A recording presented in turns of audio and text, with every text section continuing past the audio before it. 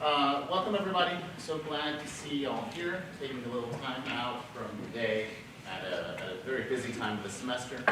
My name is Aldo Garcia Guevara, and I am chair of the Interdisciplinary and Liberal Studies Department and professor in the History Department. And so very glad to have our symposium kicking off this morning on higher education today, politics of speech in an age of disaster capitalism.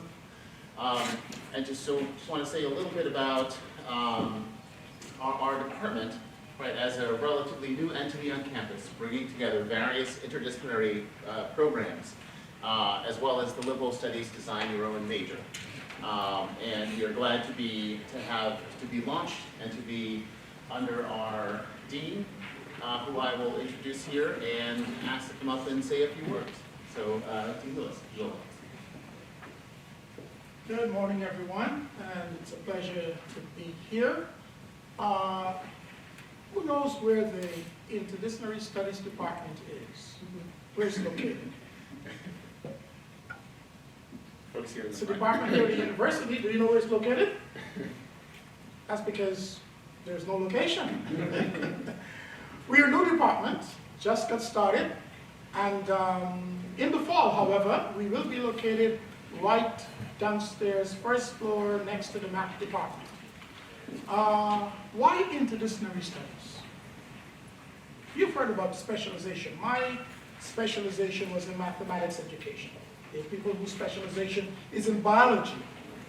Interdisciplinary studies gives you a chance to sample and to become conversant in different disciplines.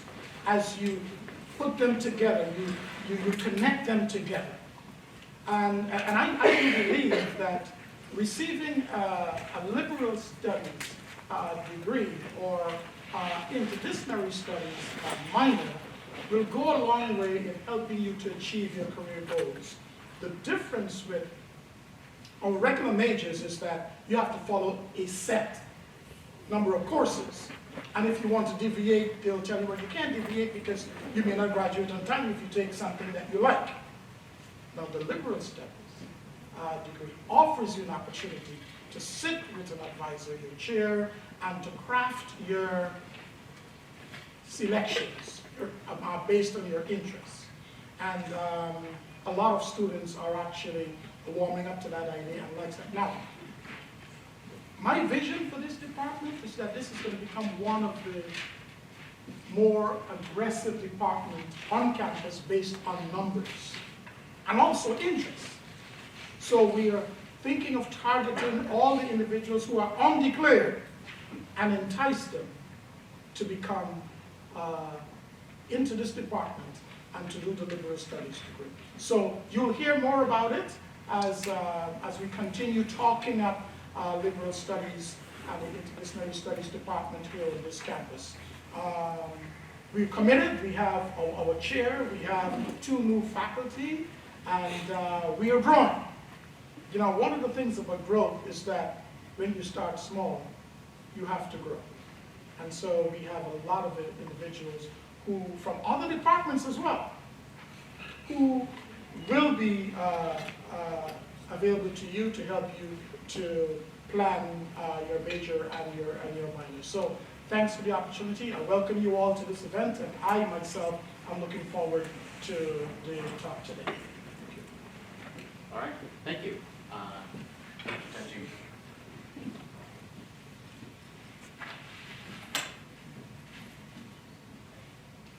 Thank you so much, Ray and Aldo, for the rich intro. Yeah, done with the marketing part.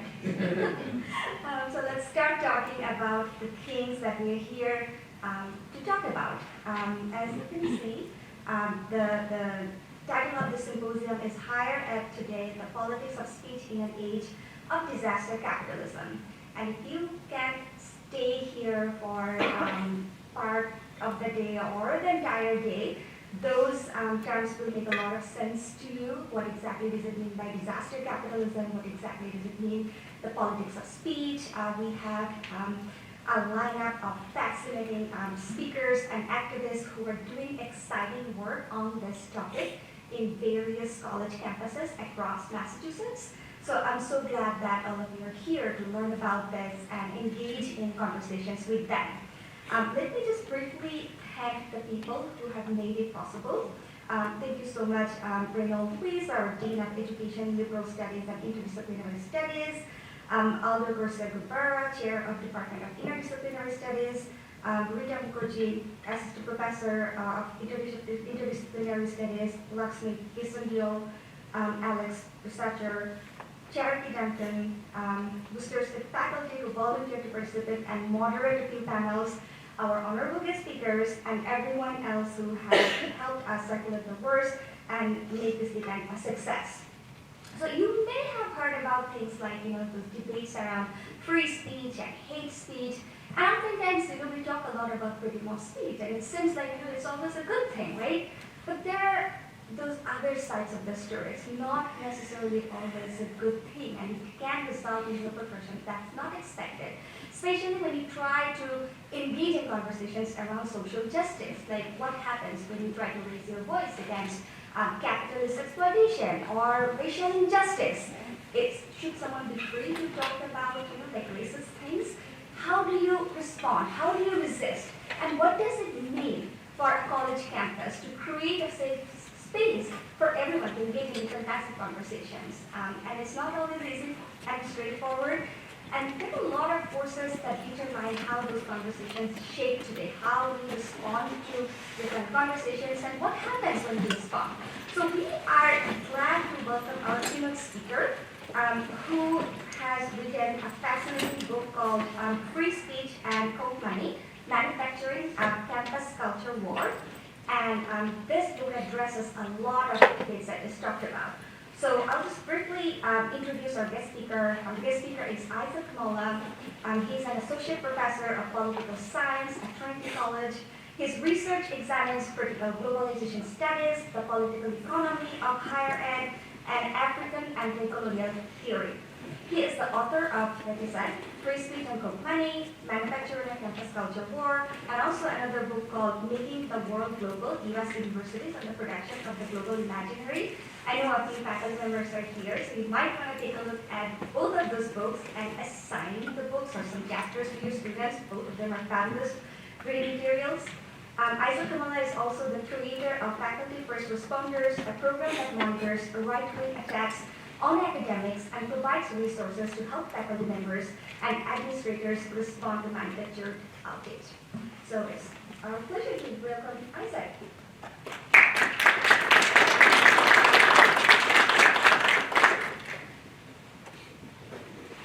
Is there a clicker for the slide? Manually.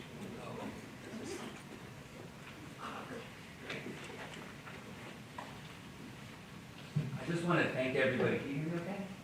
Yeah. I just want to thank everybody for being here, to Nafisa for organizing the event. It's such an honor to be invited to your campus and to keynote this very, very important event and very important topic.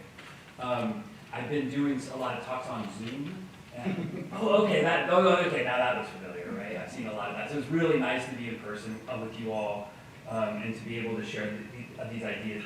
To have a book that was published during a pandemic is kind of hard to kind of, you want to tell the world about the book and the research that you've done and kind of end up doing it from a basement on Zoom. So it's really nice to be here in person with you all. And I'm really flattered that you're all here. You guys know how beautiful it is outside, right? Like, if it was a dark and gloomy day, then that's one thing, but it's such a beautiful day outside. What are you all doing here? But I would really like to thank the organizers, the Department of Interdisciplinary Studies, Charity Duncan, who organized all the paperwork in such a gracious and helpful way. I'd like to thank my mom, who's providing childcare right now. My kids are on spring break, so she's taking care of them, allowing them to be here. And I want to thank you all for being here. I have become a reluctant expert on the right-wing attacks on higher education starting in 2017. In 2017, in summer, in June, I was working in my office, and my cell phone just started blowing up with texts, and my office phone started ringing. I got email alerts that told me that I had to evacuate campus immediately.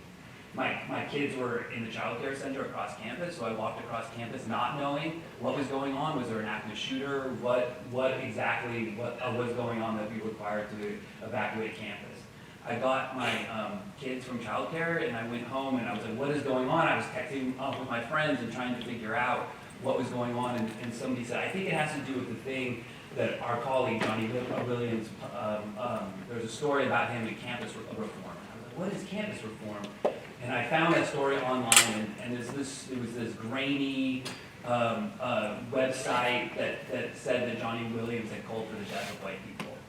A few days later, we found out that Campus Reform had published a story. That story had circulated through the right-wing media ecosystem, had ended up on Fox News, had led to credible threats of violence that the police were investigating, that were being called in, bomb threats and harassment threats to our faculty and to our campus. I began to wonder, what exactly is this thing, and who is Campus Reform such that it had such an outsized effect on our campus and caused this event? It was very, very disturbing and destabilizing. Over that summer, we were engaged in some back and forth with our administrators, our AAUP chapter, any faculty in the room who are not members of the AAUP. The American Association of University Professors is an advocacy group that advocates for professional rights and the academic freedom of faculty. I, as an untenured faculty member, I was the president of the AAUP, and we got in nothing shy of trench warfare with our administration who retaliated against Johnny Williams for what he had supposedly said. Over the course of a few months, after meeting Ralph Wilson at an AAUP event, I learned that that Campus Reform was a quote-unquote news outlet that was run by an organization called the Leadership Institute. And the Leadership Institute is an organization that's funded by Charles Koch Foundation and other donors to recruit conservative activists on college campuses, to fly them out to its headquarters and train them in how to create provocative stunts on campus, to protest in certain ways, to videotape themselves and use those videotapes in litigation against their universities.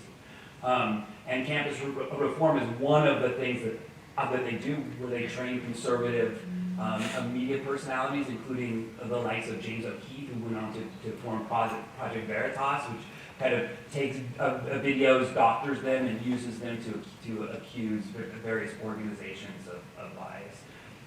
And in kind of learning about who Campus Reform was, who funded them, I got to thinking, what the heck is going on? Why is there this organization that hires students for $50 to $100 to write pieces about what's going on their college campuses?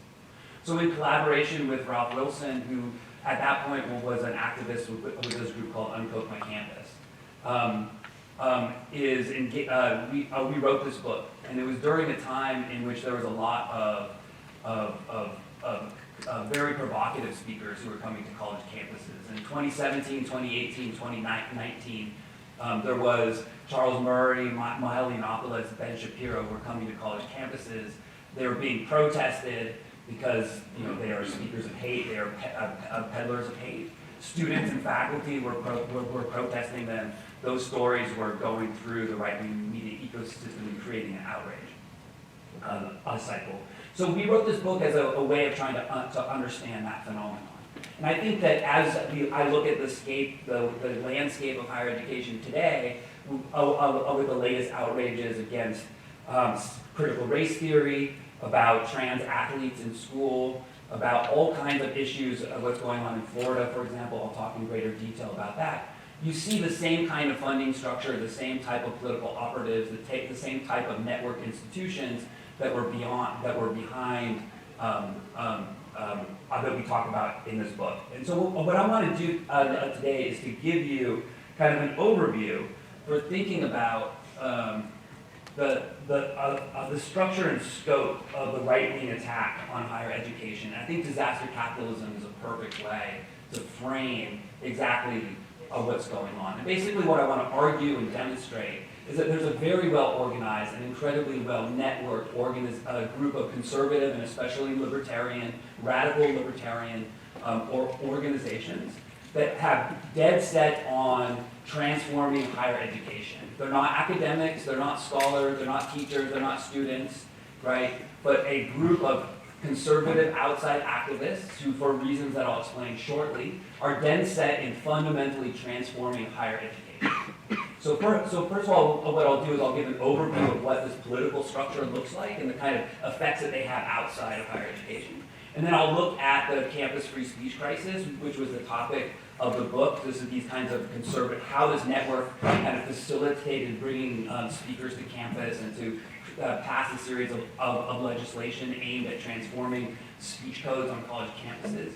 And then I want to look at the latest round of anti-CRT legislation and what's going on in Florida in particular, just to kind of give you a scale of what we're up against, who the actors are, and hopefully at the end, we wrote our book as what I call a field guide, right? So if you can look at what's going on your campus, if you have a Turning Points chapter or Students for Liberty chapter, you know who they are, you know how they're networked with this broader political infrastructure. And hopefully that's what I'll do here, is provide some guideposts so you kind of begin to see the structure and the infrastructure that is behind the latest attacks on higher education. So first of all, let's start with the donors. Throughout the book, Ralph and I refer to what's called the Koch donor network. This is a group of wealthy, radical libertarian donors that have built a well-developed and deeply integrated political infrastructure designed to achieve a number of otherwise unpopular political objectives, such as lowering the taxes for the wealthy, privatizing Social Security, and preventing meaningful climate legislation. Charles Koch is one of the richest men in America. He comes from the fossil fuel industry, an oil refiner, fracking, pipelines, but he's also moved into financial industries, paper products, real estate. A whole bunch of industries, he's worth $50 billion or thereabouts, a whole bunch of industries that really benefit from deregulation, removing the government regulations and to allow the free flow of capital and lower taxes and property supremacy. He is the son of the founder of the John Birch Society, a very, very conservative activist organization. And growing up, Charles Koch began to admire and become deeply entrenched in radical right-wing politics.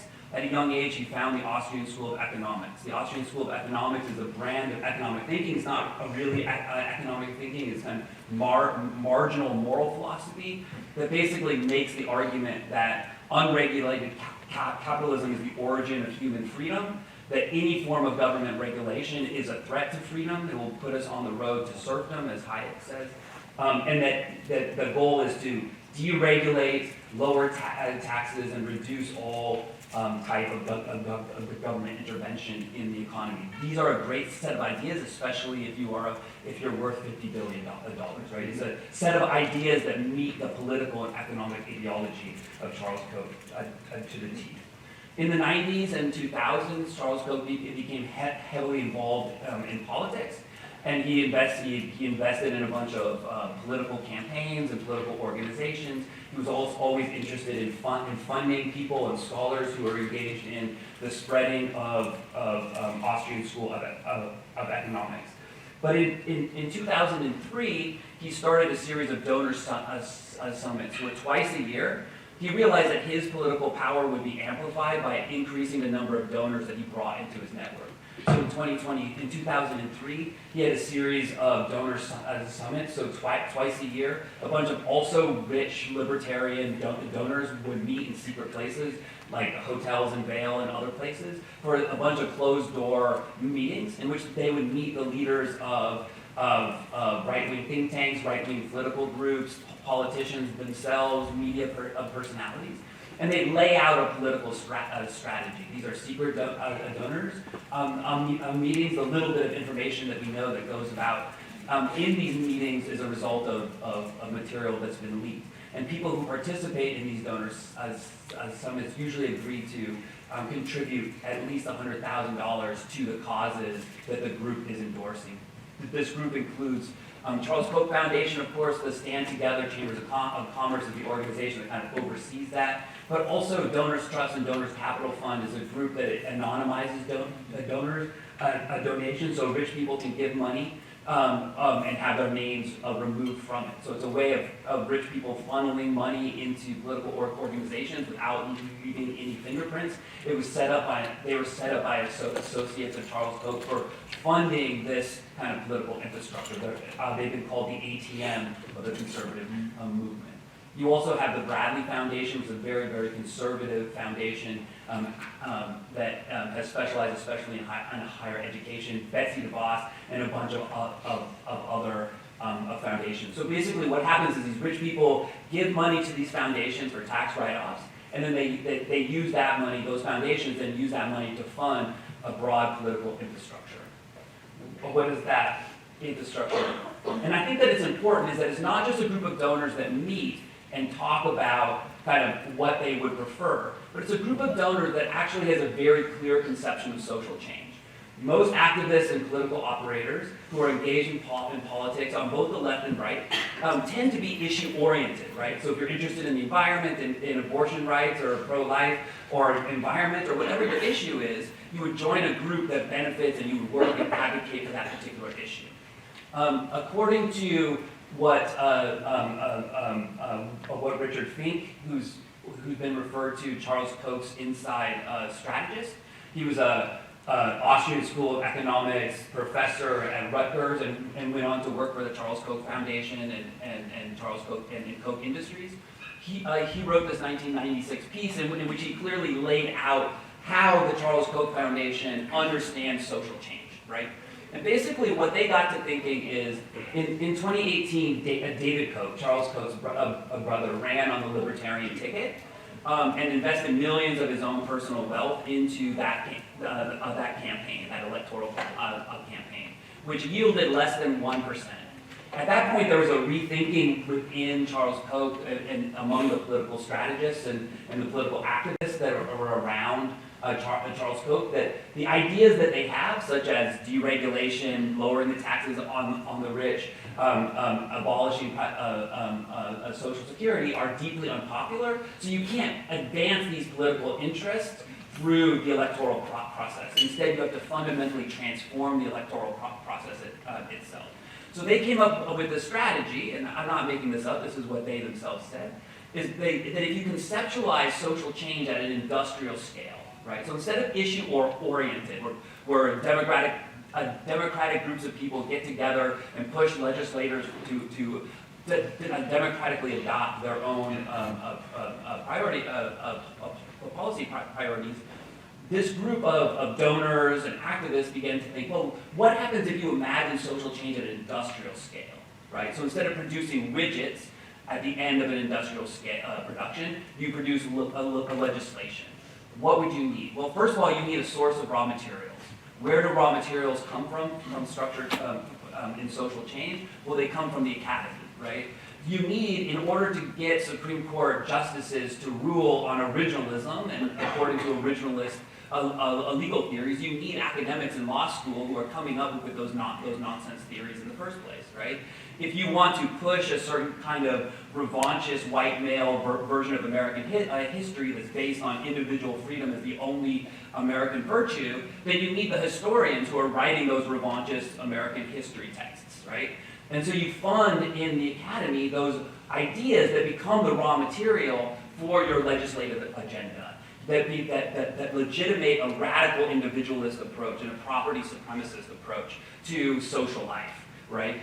Then those ideas then get sent to think tanks, and those think tanks refine those kinds of academic ideas into policy briefs. So you see things like the Heritage Foundation, American Enterprise Institute, Cato Institute, taking ideas from that are deeply connected with the academy and turning them into a set of policy proposals that then get handed to a group of activists. So on the ground, this looks like Americans for Prosperity and Freedom Works, two organizations that were deeply behind the Tea Party and kind of providing the infrastructure for what seemed to be grassroots uprisings on the right. They provide the media support, the infrastructure, and all of the kinds of facilitation of a seemingly grassroots movement that are taking the ideas and policies that come from these think tanks, incorporating those talking points, being supported by those op-eds being written by think tank hacks, And then, once you've created what they call the echo chamber, right, then you approach the legislators and say, see this? Banning CRT is incredibly popular. See, abolishing cap and trade is unpopular. Or Michigonians really want to live in a right-to-work state, right? All examples of a kind of echo chamber that was created within this deeply networked set of organizations. So that's the theory. Now let's see what this looks like in practice, right? So you have a group at George Mason. You have the group, the Institute for Humane Studies and the Mercantis Center, which appear to be academic centers. They're basically Koch-funded think tanks. Tens of millions of dollars get spent to fund academics, to provide sabbaticals, to have workshops, to have all kinds of things. So whereas Nafisa had to go around and ask a bunch of different programs in order to put together the seminar and get money from different places, right, which is a lot of work, if you are espousing Austrian School of Economics ideas, you can get money and fellowships, and you get handed all of this kind of resources through these seeming academic centers. You have the Center for Growth and Prosperity at Utah State was actually a co-funded think tank that folded up as a think tank and ended up with the same personnel, same research agenda at Utah State, but now cosplays as an academic center. At the Center for Philosophy and Freedom and the Center for Political Thought and Leadership, again, you have Austrian School of Economic think tanks that become academic centers, and until their budget was cut by the new Democratic governor, were able to actually give out degrees. Students were going to these centers thinking that they were going to classes, when in fact they were being indoctrinated within these think tanks that were kind of masquerading. So then what happens is the ideas that get produced in these centers, legitimizing things like anarchic capitalism, it's not as cool as it might sound. It's actually just a kind of a dumb set of ideas, but as well as certain legal theories and economic theories, philosophical theories. You have the talent, so the faculty members that now seem to be like, oh, you're a college professor, you're legitimate, right? They then can move into this network of think tanks, as well as student talent. They call it a talent pipeline, right? Identifying faculty and student talent within these academic centers, and then sending that talent into this network of think tanks. The network of think tanks includes different types of think tanks. So you get your national think tanks like the Cato, American Heritage, or the Heritage Foundation, American Enterprise Institute, that operate at the national level and focus on national policy. And then each state tends to have its own Koch-funded, radical libertarian think tank as well. I believe in Massachusetts it's called the Pioneer Institute, and I think there's Beacon Hill that was at Suffolk University and is now independent. They are part of what's called the State Policy Network. But the State Policy Network is like a think tank or an umbrella think tank of think tanks, right? To make sure that the national think tanks and the state level think tanks are all working together and in communication with each other, right? So that if there is an effort to say, you know, the Heritage Foundation will write its reports banning or about how terrible critical race theory is. Oh my gosh, can you believe that these people have marks in their citations? Can you believe it? Blah, blah. They write all these crazy white papers and reports about, you know, how terrible critical race theory is. And then those reports then circulate within the Global Water Institute, which is in Arizona, Mackinac, and other centers that then produce their own. The Idaho Freedom Foundation used kind of Heritage Foundation reports to write similar types of reports that were specific to what was going on in Idaho, that then led to kind of an attack on critical race theory that was going on in Idaho. Okay, so you have these groups of think tanks that are not just like a think tank here, a think tank there, but deeply networked and integrated together. Their ideas then get handed to groups that look like activist groups, right? So Americans for Prosperity has statewide organizers in most states. They have a organizational on-the-ground capacity that is comparable to the Democratic Party and the Republican Party. They were largely responsible for taking the Tea Party. I don't know if people remember the Tea Party, but it was just a bunch of like weirdos standing on the corner with funny hats that would have pretty much gone nowhere. It was less important than Occupy or any actual democratic movement, and the only reason it was able to become this kind of sensation that stalled Obamacare, that prevented cap and trade legislation, was because it was filled, I'm not saying this is Theta Scotch Paul and other social scientists have demonstrated that what FreedomWorks or Americans for Prosperity were able to do was to take kind of nascent kind of discontent and upset at Obama's policy, and a lot of racism too, and turn that into an organized infrastructure, providing the media connections, the funding, the staffing, the web design, all the kinds of things that it took to create the Tea Party from this like fringe group of weirdos into a powerful political force, right? And that's exactly what these groups do. Again, taking the ideas that were developed in think tanks and moving them into these kinds of on-the-ground groups. That in addition to the big national organizations, there's a bunch of groups that have specific issue areas. So organizing Latinx voters or young voters or veterans or Christians or whatever, right? So there's a bunch of groups that organize on focusing specific different types of groups.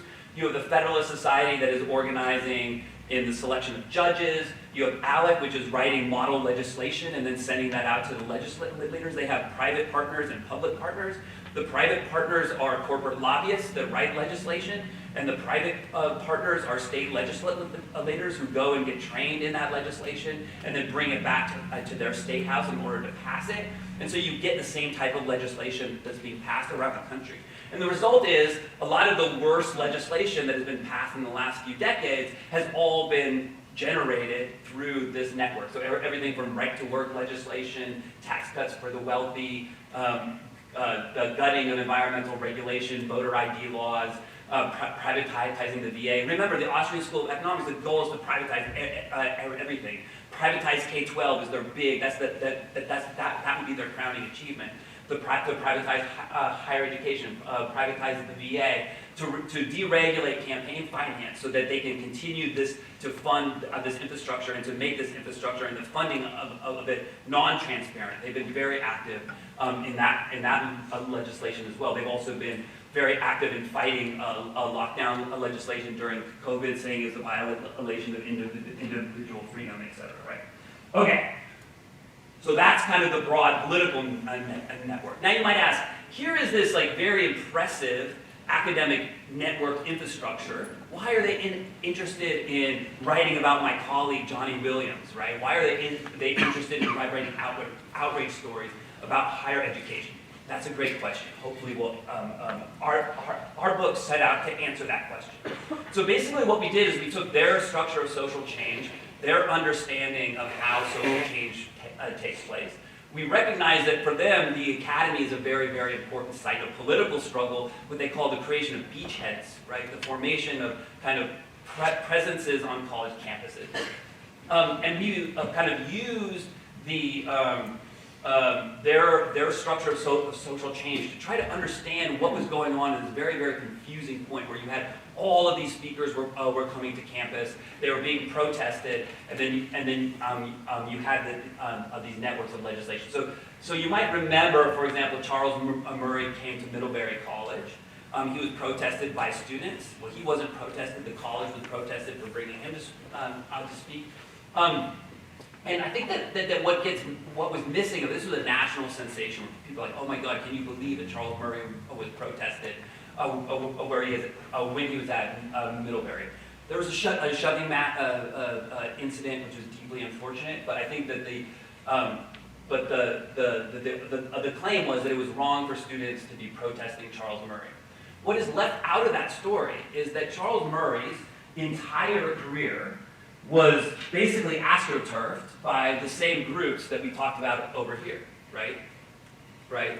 So in the 1981 to 1990, he was a fellow at the Manhattan Institute. Remember that. Manhattan Institute was a think tank in New York that has kind of funded a lot of right-wing academics. While he was at the Manhattan Institute, he got paid $100,000 to write his book, Losing Ground, which is not a good book. And who the hell gets paid $100,000 to write a book? Oh, you do if you're a right-wing think tank hack, right?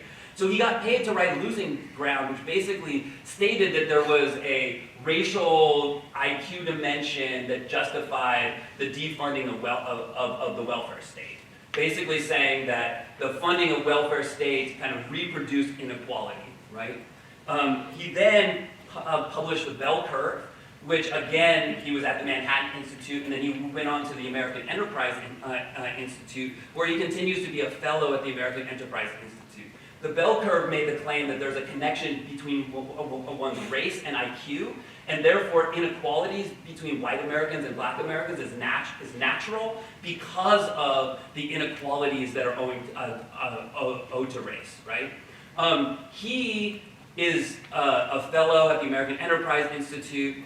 He was brought to campus by a student group that was the American Enterprise Institute student group on campus, right? So the whole event, like everybody's talking about, should students have protested Charles Murray, forgetting the fact that the only reason why he exists to write books in the first place, and the only reason why he was on campus in the first place, was because there's a large backing of corporate, radical libertarian money that was funding his presence on campus. That part of the story gets dropped out. And the same is true of all the other speakers that we examined. Your Candace Owens, your Ben Shapiro, Miley Yiannopoulos, and a bunch of the provocative speakers that were coming to college campuses at the time. Not only that, they were being brought to campus by a bunch of student groups. I'm not going to spend a lot of time talking about them, but if you have any of these groups on campus, I'd be more than happy to talk to you about them. But they're different kinds of student groups, but all funded by the same, or more or less the same group of donors. And again, that idea of creating a presence on college campuses to recruit student talent and to generally push a legislation and become kind of a political muscle on college campuses. So student groups were bringing provocative speakers whose entire careers were also paid for by the same donor network. When schools would then prevent them from those speakers from speaking on campus, those schools were intimidated or threatened with lawsuits or actually litigated against by a series of legal groups that were also funded by the same group that were defending the student group. So oftentimes you would have Young Americans for Liberty were working closely with lawyers to do a provocative stunt on one campus, videotape it, send that videotape to a lawyer group that would then sue the school in order to change that policy. And then on top of that, this was then being amplified within this right-wing media ecosystem, which include organizations like Campus Reform and the College Fix.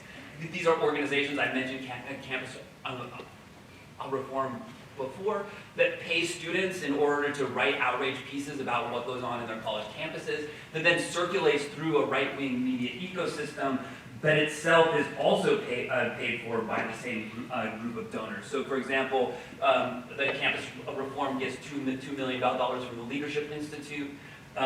The Daily Caller is started by Tucker Carlson and receives $3 million from Foster Friess, who's a member of the Koch donor network. The Daily Caller News Foundation, so the Daily Caller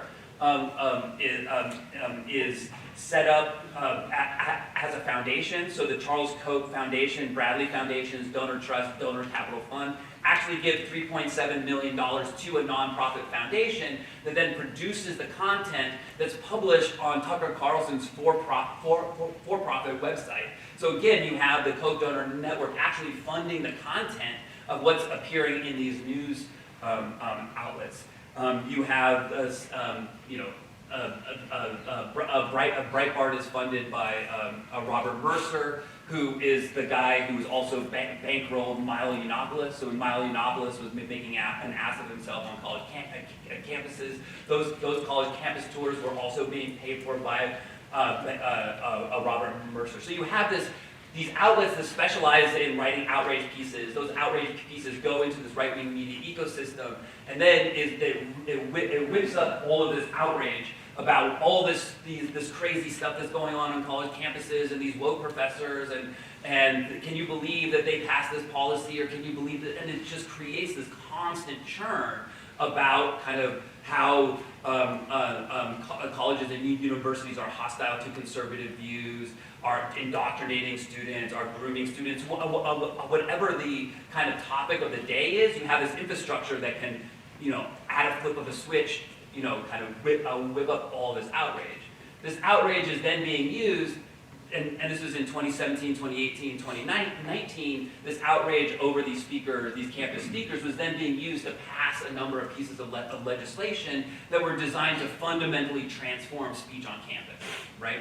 So FIRE, ALEC, Goldwater Institute all created variations of the same kind of bill that basically said that you can't protest speakers, you can't interrupt a speaker, and if you do, that could be used to sue the school, sue the individuals.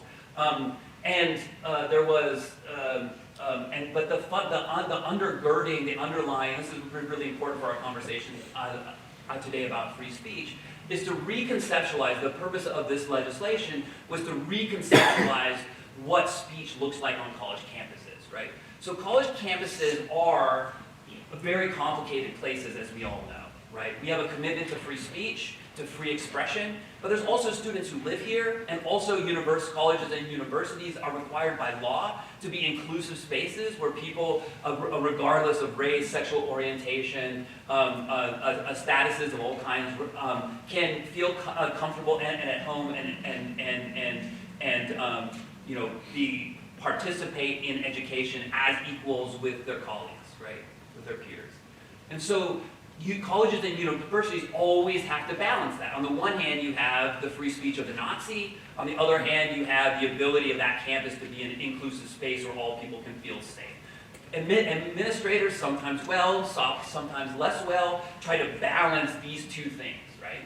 Basically, what these bills tried to do is to redefine the college campuses from what's called a semi-public forum, which means that people have free speech rights, but they're constrained, recognizing the kind of complicated nature of college campuses, and turning them into kind of a public forum, no different from a public park. In a public park, anybody can go out and say whatever they want because they have full free speech rights.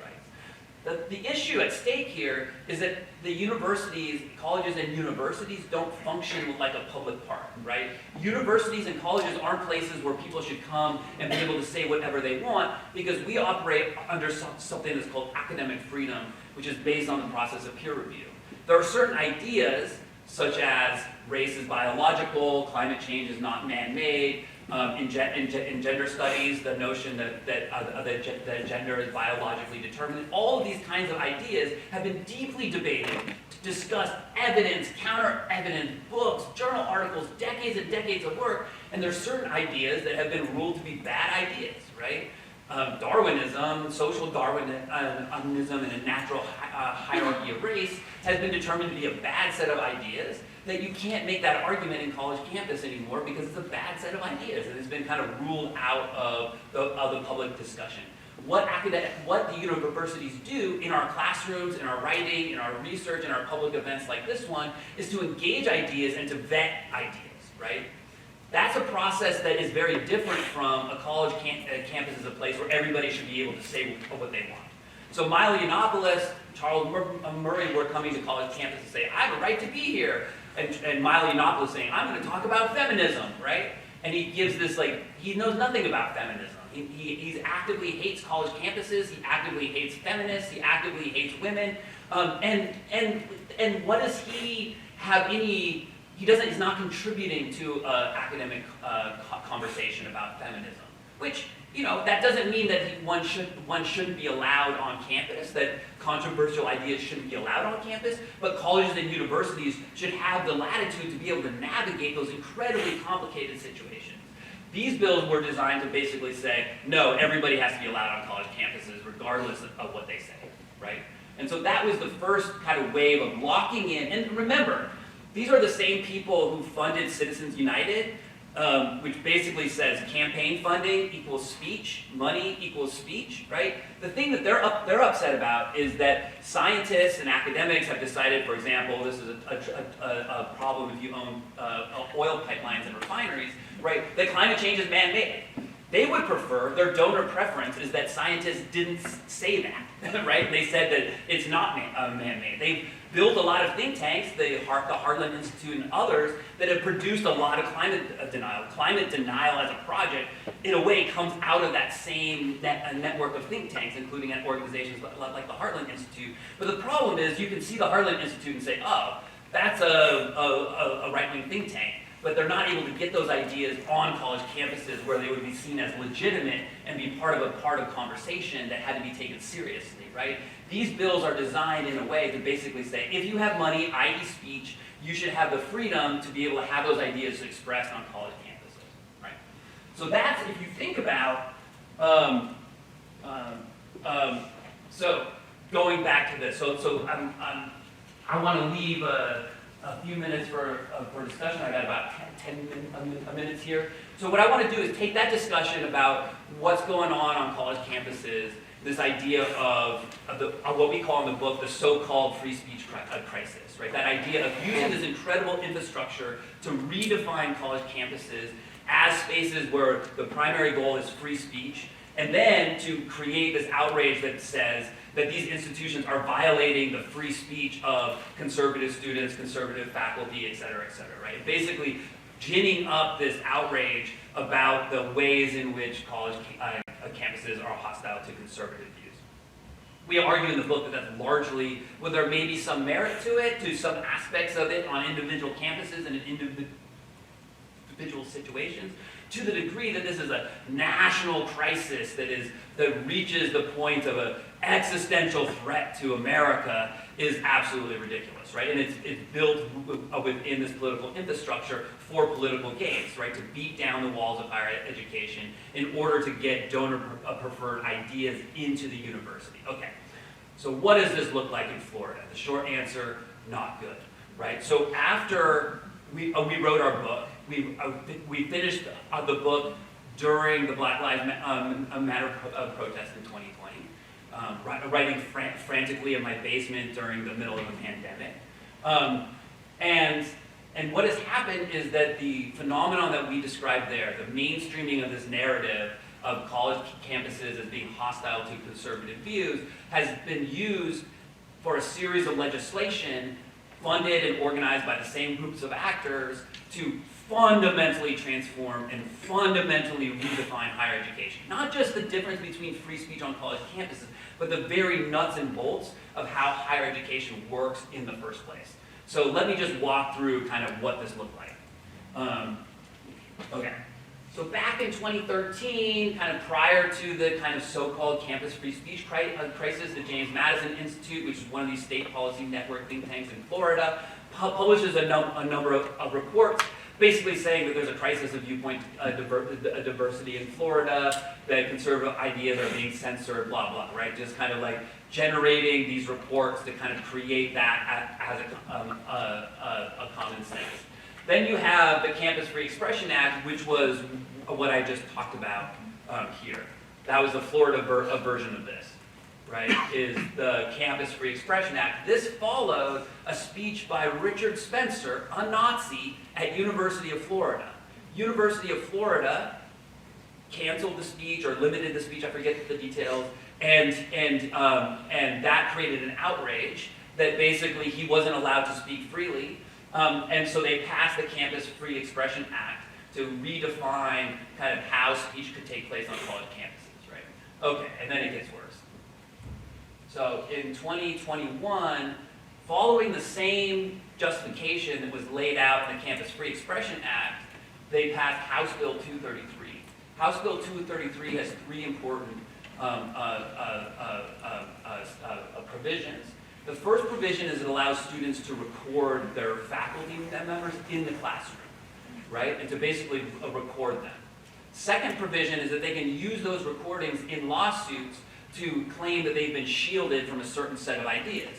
So if you say, you know, I was in my biology class and I wanted to bring up creationism and my teacher said, sorry, that's not an acceptable thing to talk about in a biology class, if you have the video recording of that, that could be used as evidence in litigation against the school to demonstrate that you've been shielded from a certain set of ideas. And the third provision is a survey provision where they require the surveying of student, faculty, and staff across the Florida system in order to find out viewpoint diversity. So again, manufacturing evidence that there is a crisis of viewpoint diversity. It's really interesting. In the floor debates over this bill, they couldn't point to a crisis of viewpoint diversity. They had an anecdote here. Oh, I had a student who said, I talked to a student the other day who said that she couldn't express an idea in class. Oh, we obviously need this draconian piece of legislation in order to accommodate that. And then the survey provision was designed by people who have also received money from Charles Koch Foundation and other of those donors in a very dubious way, in a very leading way, in order to create the insinuation that there's in order to generate the evidence that there's a crisis of free speech in college campuses. The following year, there was a passage of House Bill 7, the Stop Woke Act. You'll notice here, this is a piece of model legislation that came from the Center for Renewing America. I'll get to who they are.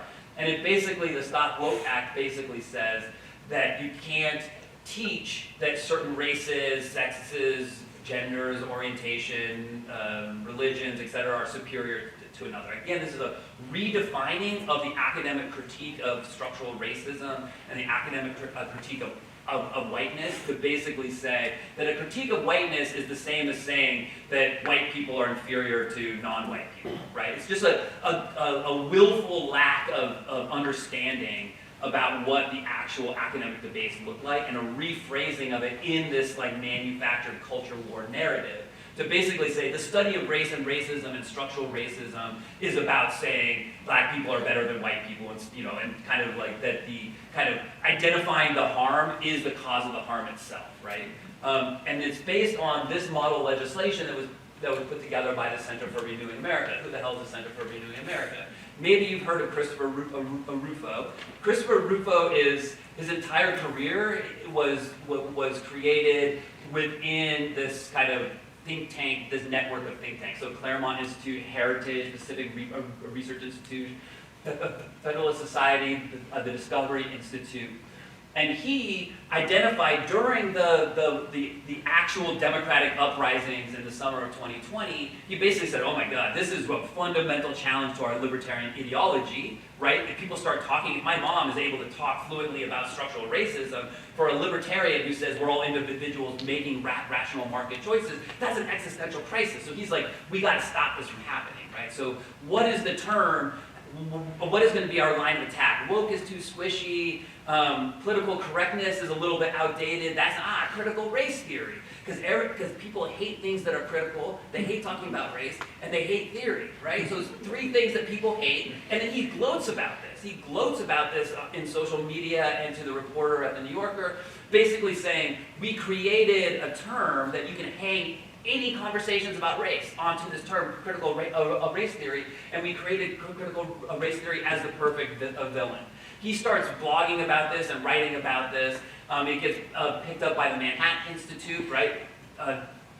Think about Charles Murray. It has a large platform in circulation. Because of those connections, he ends up on Tucker Carlson, Trinity College alumni. Trump, of course, is watching Tucker Carlson. Is like, hey, that Rufo guy is kind of smart. He's not smart, but like he's kind of, I like what he's saying about critical race theory. And so that 2 weeks later, or 20 days later, they created this executive order combating race and sex stereotyping that basically said you couldn't use critical race theory in trainings for federal organizations, right?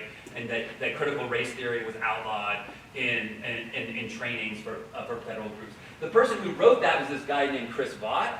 Chris Vaught then left. He was the director of management, budget and management. He left to form the Center for Renewing America, and has since used the exact language of that executive order, produced by Trump, influenced by Tucker Carlson, originated by Chris Rufo, as a model legislation that was then spread around the entire, I mean, it's being used in dozens of states as we speak, including bills in Connecticut. There's just cut and paste versions of that executive order. And then when DeSantis signed the stop vote that, who was standing right next to him, of course, but Christopher Rufo. Unfortunately, Christopher Rufo doesn't go away because in January 2023, DeSantis replaced 6 members of the board at New College, which is a small liberal arts, the public liberal arts college in Florida, and replaced them with Christopher Rufo and a number of other members of the same think tank network, right?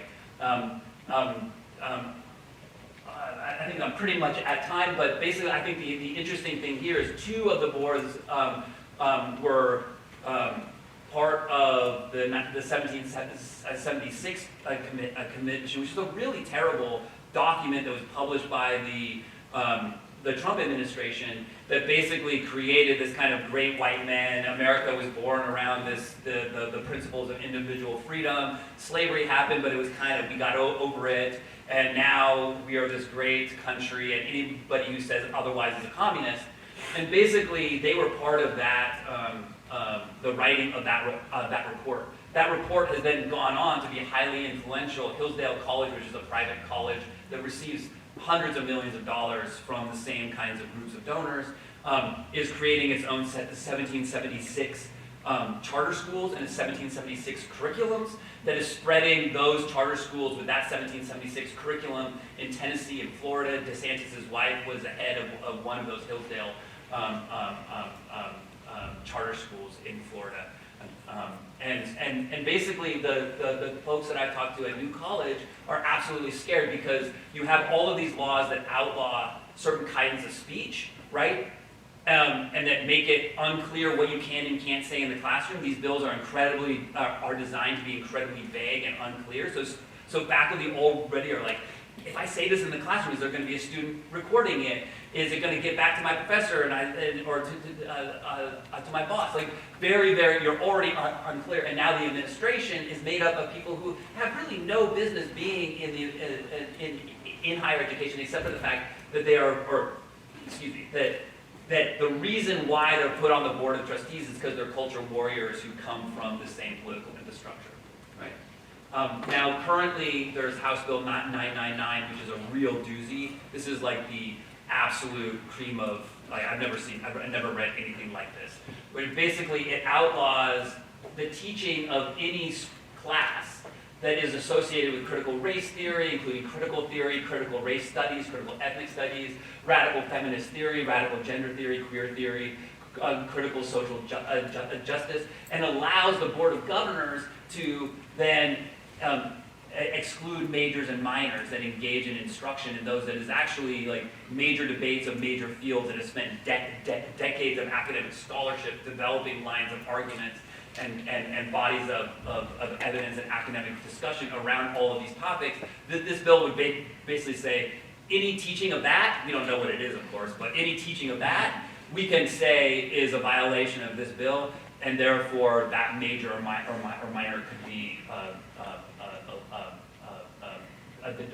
done away with. It also allows the university presidents or the board of trustees and delegated to the president to hire faculty. So instead of faculty who are, say, experts in American history, hiring the next person who's going to become a professor of American history, you have the president, who may be, no offense to mathematicians, but maybe a mathematician who is a political appointee from a right-wing governor making a decision about who should be teaching American history. And of course, that's not going to be based on an understanding of the complexities of the debates in American history. It's going to be about, we prefer these ideas are in the American history classroom and not those ideas.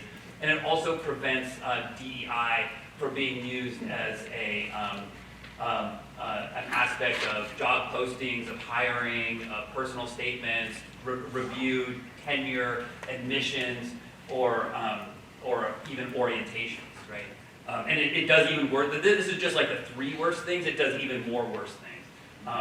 And so basically, what I've come up with some ideas of how to respond. I think that this one for our purpose is really important, is we have to insist upon that difference between academic freedom and free speech. And here's some resources if you're interested in understanding the infrastructure of dark money. DSMOG blog and Center for Media and Democracy. If you come across a think tank or an individual who seems like they might be part of this network, those are great resources. Likewise, if you know of a colleague who's being harassed because of these kinds of outraged media ecosystems, I run the Faculty First Responders program that kind of provides resources to trust. I'm not a web designer, unfortunately, that's why it doesn't look good, but I think the content is good.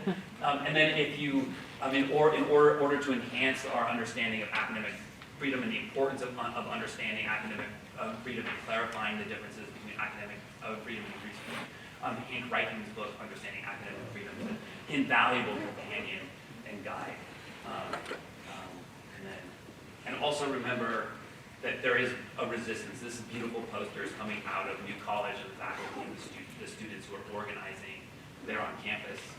And yeah, so that's it. I'm happy to take questions, discussions, of whatever you're up for.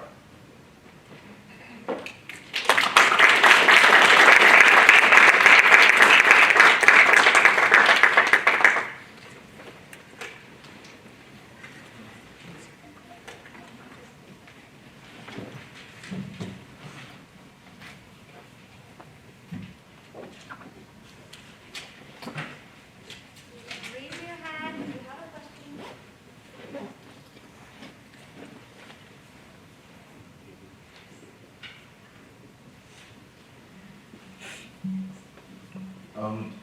So, first of all, I found your speech really interesting and very well put together.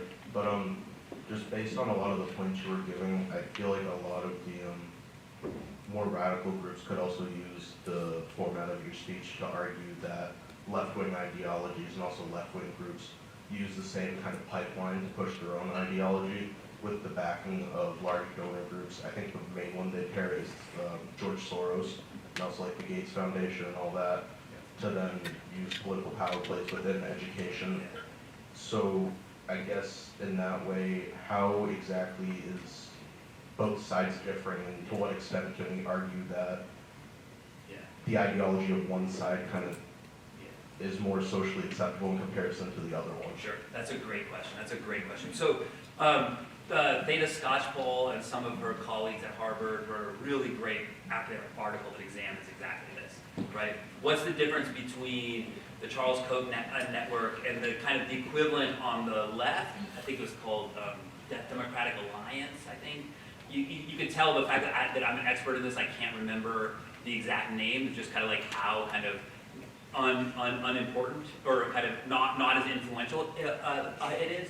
But basically what they noticed is that in the kind of Koch donor network is you have this kind of well-conceptualized political infrastructure that is deeply networked together and works closely together and is deeply hierarchical, right? So it's wealthy individuals that have a view of the way the world should be. They're wealthy and they think that their way of the world is the way that all people should want the world to be. And they're dead set on making it that way, right? And they have the money to basically transform the world in their image. And it's a very, very hierarchical kind of structure, right? The Democratic Alliance, I think that's the name of what they identified as, first of all, is a lot less money, right? There's a lot less interest in this kind of like social engineering project, right? There's less money, and that looked more like a kind of meeting ground, a kind of like, hey, you're doing this, I'm doing that, we should network and collaborate together, right? There wasn't this kind of like, a clear political strategy and these kinds of vectors of political power and identifying the relationship between, say, a student group and a legal group and and kind of putting that process, that kind of network in play that can kind of just be flipped on like a switch. So one day it's like Milo Yiannopoulos at Berkeley, that's the issue. The next day it's critical race theory. The next issue it's trans athletes, right? So just 3 days ago, there was the person who lost to Leah Thompson was going to San Francisco State University She was brought there by Turning Point's USA chapter, was protested, and now is becoming this national story. So if the next day the issue is trans athletes, like that you basically have this structure in place that you can just like turn the key. And in a way, like it was really amazing for us. We wrote this book thinking about provocative campus speakers, and in real time we were predicting the actors that were responsible for the critical race theory moral panic, right?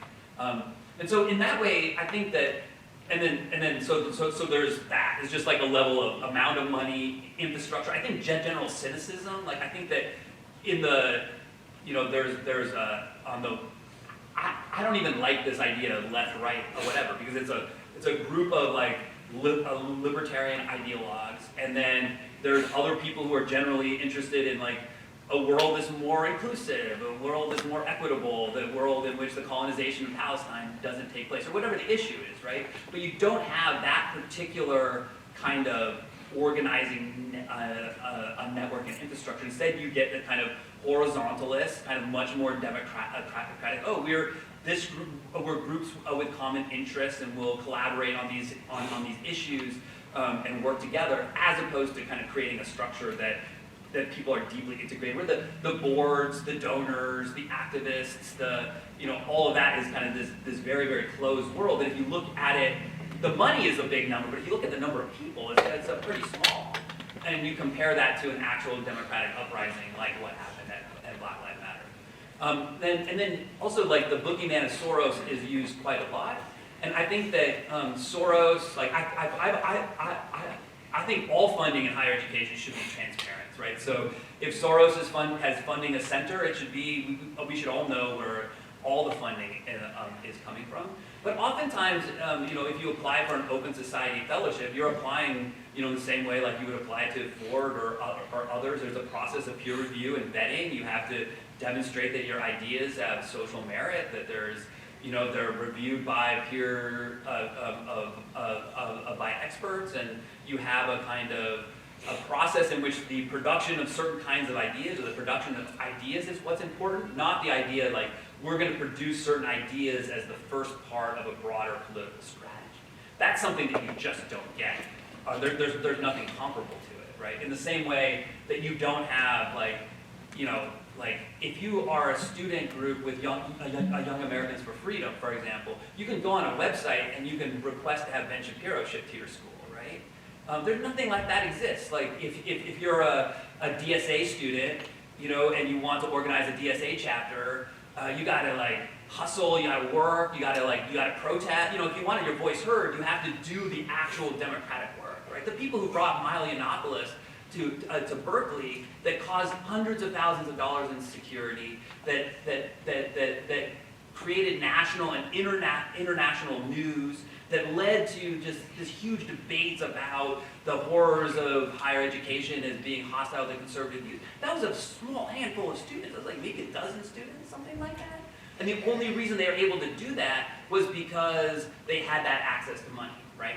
They had that access to that network. On my college campus, we had like students who were protesting an academic center on campus. They had to get 100 people to show up and to march on college campuses, and they had to go get the media, and they had to do all of that hard organizing work.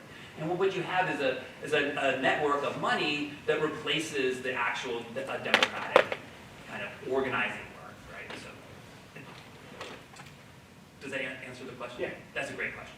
It's a really important one, and I think it's important not to get into a kind of a both-siderism thing, because I think that that's exactly what the narrative is. So you have this, so we should have that. You have your academic centers, like the Center for Interdisciplinary Studies, so we should have our Center for Free Market Economics. Same, right? When one's an actual academic discipline that was created through policies and that I don't know if it was. I hope it was, but like through a process of shared governance, right, where the community and the institution comes together and decides what is in the interest of the students in order to have what kinds of centers, as opposed to a donor saying, these are the ideas that we want taught in the classroom.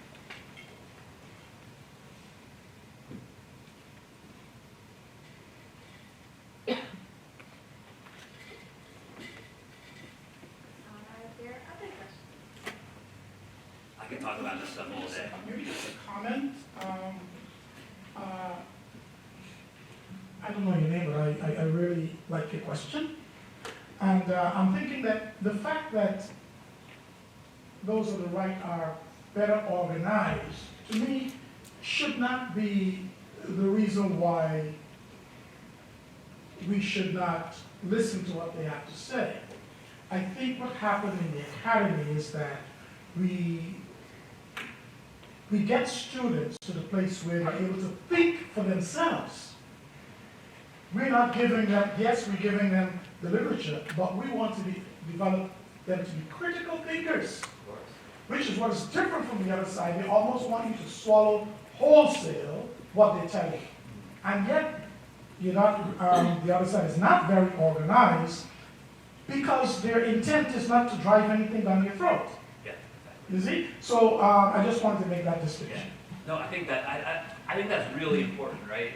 Is that you know, they may say, oh my God, Isaac teaches Marx in his class. Yeah, but I teach Hayek and Mises and Friedman, and we read we have debates, and like at the end, like my students can find one set of ideas compelling or another set of ideas compelling.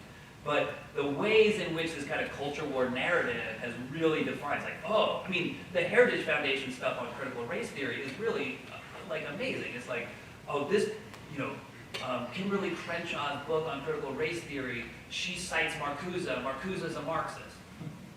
I mean, that's literally like the like level of analysis, and therefore it's bad, right? As opposed to like an actual sincere engagement. And that's why people can use this language of critical race theory and have no idea what it means, because they haven't engaged in those conversations in good faith, right?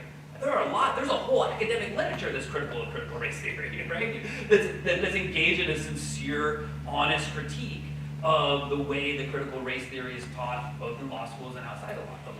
There's a critique of structural racism as a concept. There's a critique of whiteness as a mode of analysis. Yeah, that's because these are like hard concepts, and those may not be, in 40 years we may be thinking, God, what were we thinking with that line of argumentation? That's so clearly wrong. But that's how the academy works, right? What I demonstrated here with the structural social change is it's not about that kind of good faith engagement with critical thinking. And in fact, what it does is it basically, Charlie Kirk of Turning Points USA, his book is called Campus Battle, right? It's very much about like, you are the enemy, you professor is the enemy, and we are the marginalized conservative views, the freedom fighters who are standing up for individual freedom against you who are indoctrinating us. And it's just this, I think that if you talk to most students, there may be an issue where students feel uncomfortable expressing views in the classroom. I'm sure that happens, right? I also think that, part of what it means to learn to be an adult and is to like, well, maybe some ideas should be, thought about a little bit deeper, and maybe, the classroom is a space of experimentation and engagement, but that doesn't mean that everybody should feel free to say whatever outlandish ideas they have in their mind, because especially if those ideas are only taken seriously, not because they're good ideas, but because they're backed by millions of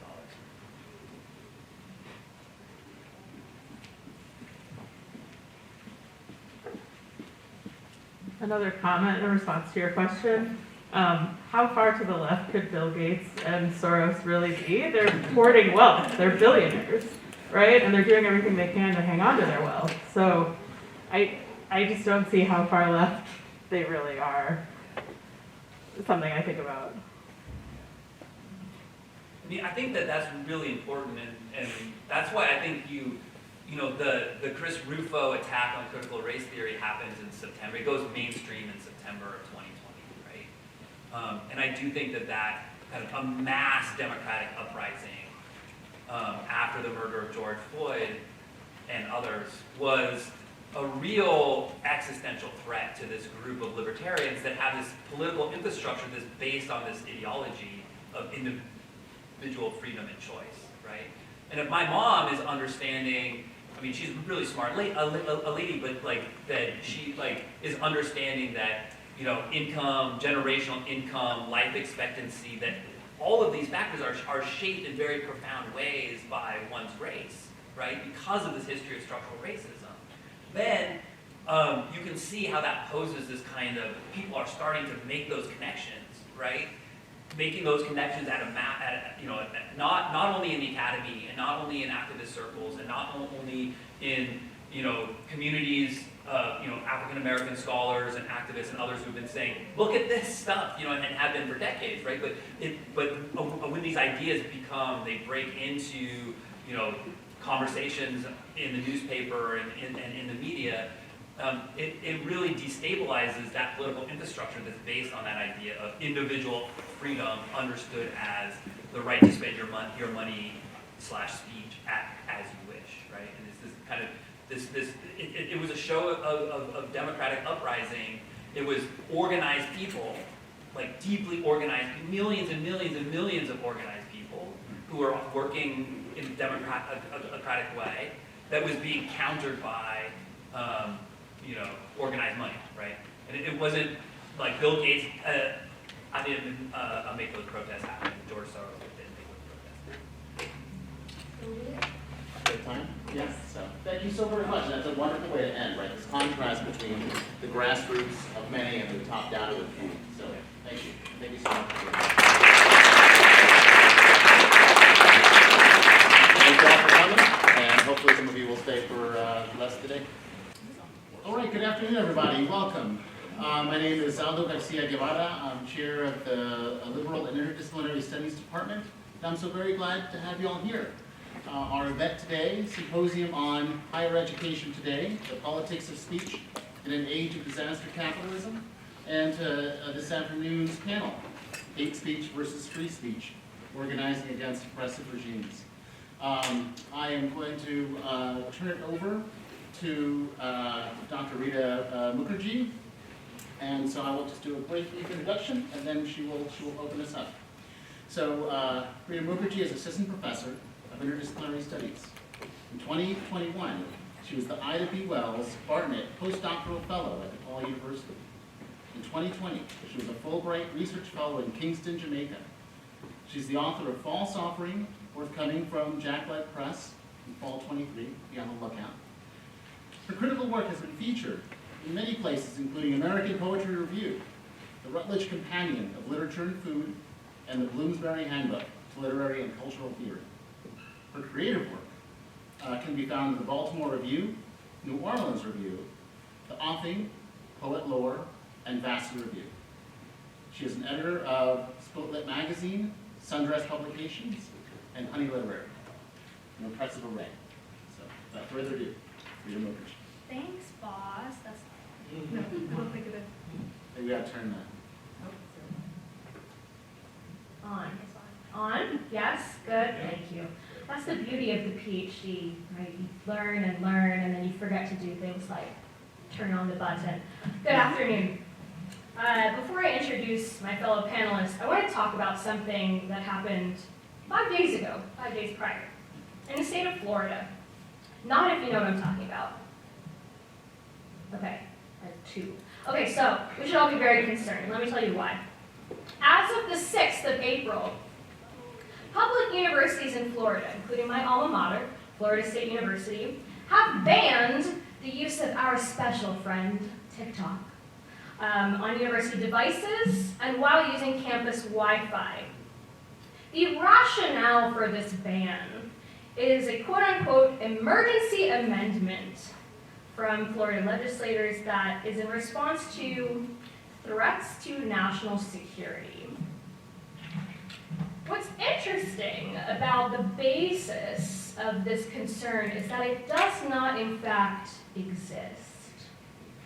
Now, a lot of you are probably thinking by now, okay, TikTok is a slice of the internet relegated for dancing teenagers, but that's not so.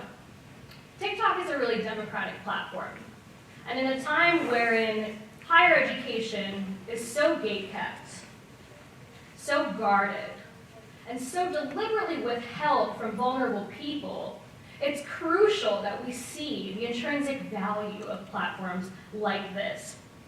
For example, during quarantine times, it was very popular for folks with MDs to create footage, create little stitches with people who were giving pseudoscientific cures, false information, and essentially fear-mongering. The value of that kind of discourse cannot be understated. For example, let's say you're unclear as to what the nature of these symptoms might be. Let's say you are not able to get to a medical professional. Let's say you live in somewhere like Northwest Iowa, pin in that. Talk more about Iowa momentarily. Let's say that you're unhoused and you don't have a medical provider. So if you rely on something very accessible, such as TikTok, to receive this information, that's worth concern from all of us. And we should be extremely disturbed by the ongoing issues in Florida. Now, there are plenty of people, students, staff, faculty alike, who have already responded to this ban, stating first and foremost that it is unjust, violates our allegedly unalienable rights, and also that the basis for this ban is questionable at best. So, as we move into a discussion about hate speech versus free speech, it's important that we look at which platforms and which avenues for discourse are actively being censored in this present moment. So, without further ado, I'm going to introduce the other panelists. So, first, to my left, is my boss. That's Aldo Garcia Guevara. He's the chair of the Interdisciplinary and Liberal Studies Department and professor of history at Worcester State University. He previously served as coordinator of the university's Center for Human Rights. His dissertation explored political propaganda, and his recent published work explored gender in the policies and rhetoric of military regimes and how ordinary people maneuver within them. His current work includes a textbook on gender and revolution and a book on anti-racist community-engaged principles. Beyond Worcester State, Aldo is part of teams that create a set of anti-racist community-engaged principles and are helping develop civic learning outcomes with the Massachusetts Department of Higher Education and with the Latino History Project of Worcester, working on an exhibit at the Worcester Historical Museum. Also to my left is Noah Shaindlinger, who is an assistant professor at the Department of History and Political Science. She graduated with a PhD in Middle East Studies from the University of Toronto. Her new book, Displacement and Erasure in Palestine, The Politics of Hope, will be published at Edinburgh University Press this summer. A historian of the Middle East, North Africa, and the Mediterranean, her work focuses on the displacement of Palestinians in 1948 and its aftermaths, on histories of state violence and commemoration, as well as political dissent. Before joining Worcester State in the fall of 2022, she taught at North Carolina State University and the College of the Holy Cross. Finally, to my right, is Erica Bree-Socker, who is an associate professor in the Department of History and Political Science at Worcester State. She specializes in the history of modern Germany, especially 1900 to 1945, economic history, material culture, cultural history, historical/sociological theory, and museum archive practices and theory. She works to innovate in the classroom, especially in teaching complex historical concepts and theory to undergraduates. She is passionate about mentoring students and helping them find subject matter that intrigues them and mobilizing the resources at Worcester State to accomplish that. She also strives to utilize her research as a model for student projects contributing to a true learning community. Her recent book, Festival, Culture, and Identity in Lübeck, Nordic Days, 1920 to 1960, was published by Lexington Books in December 2022 and explores cultural constructions of racialized belonging through the lens of festival and participatory culture. I have just begun reading it. It is fantastic.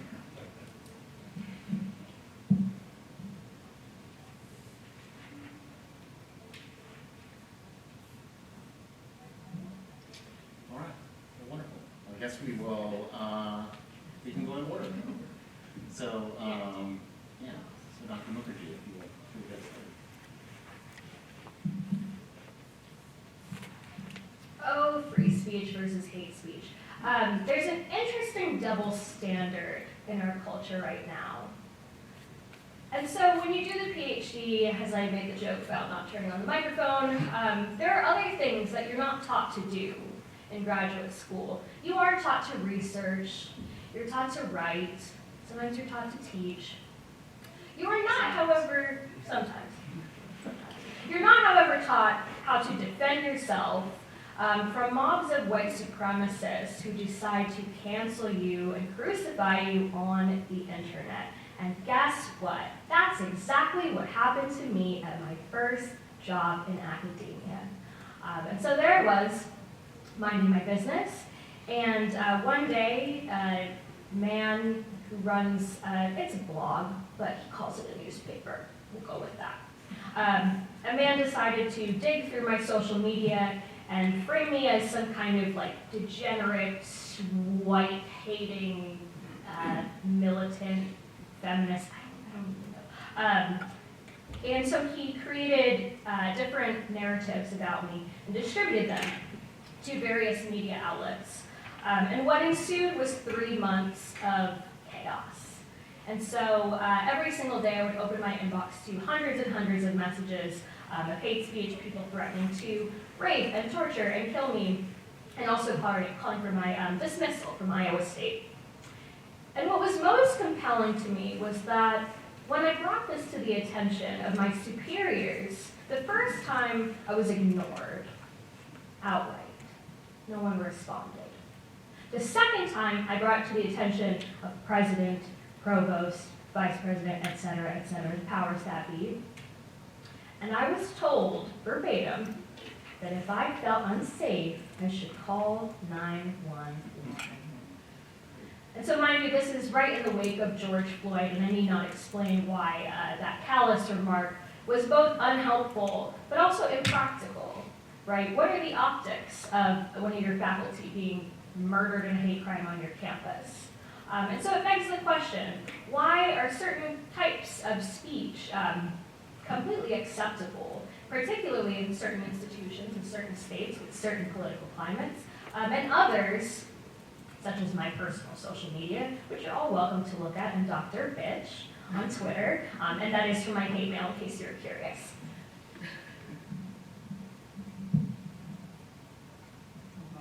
Yeah.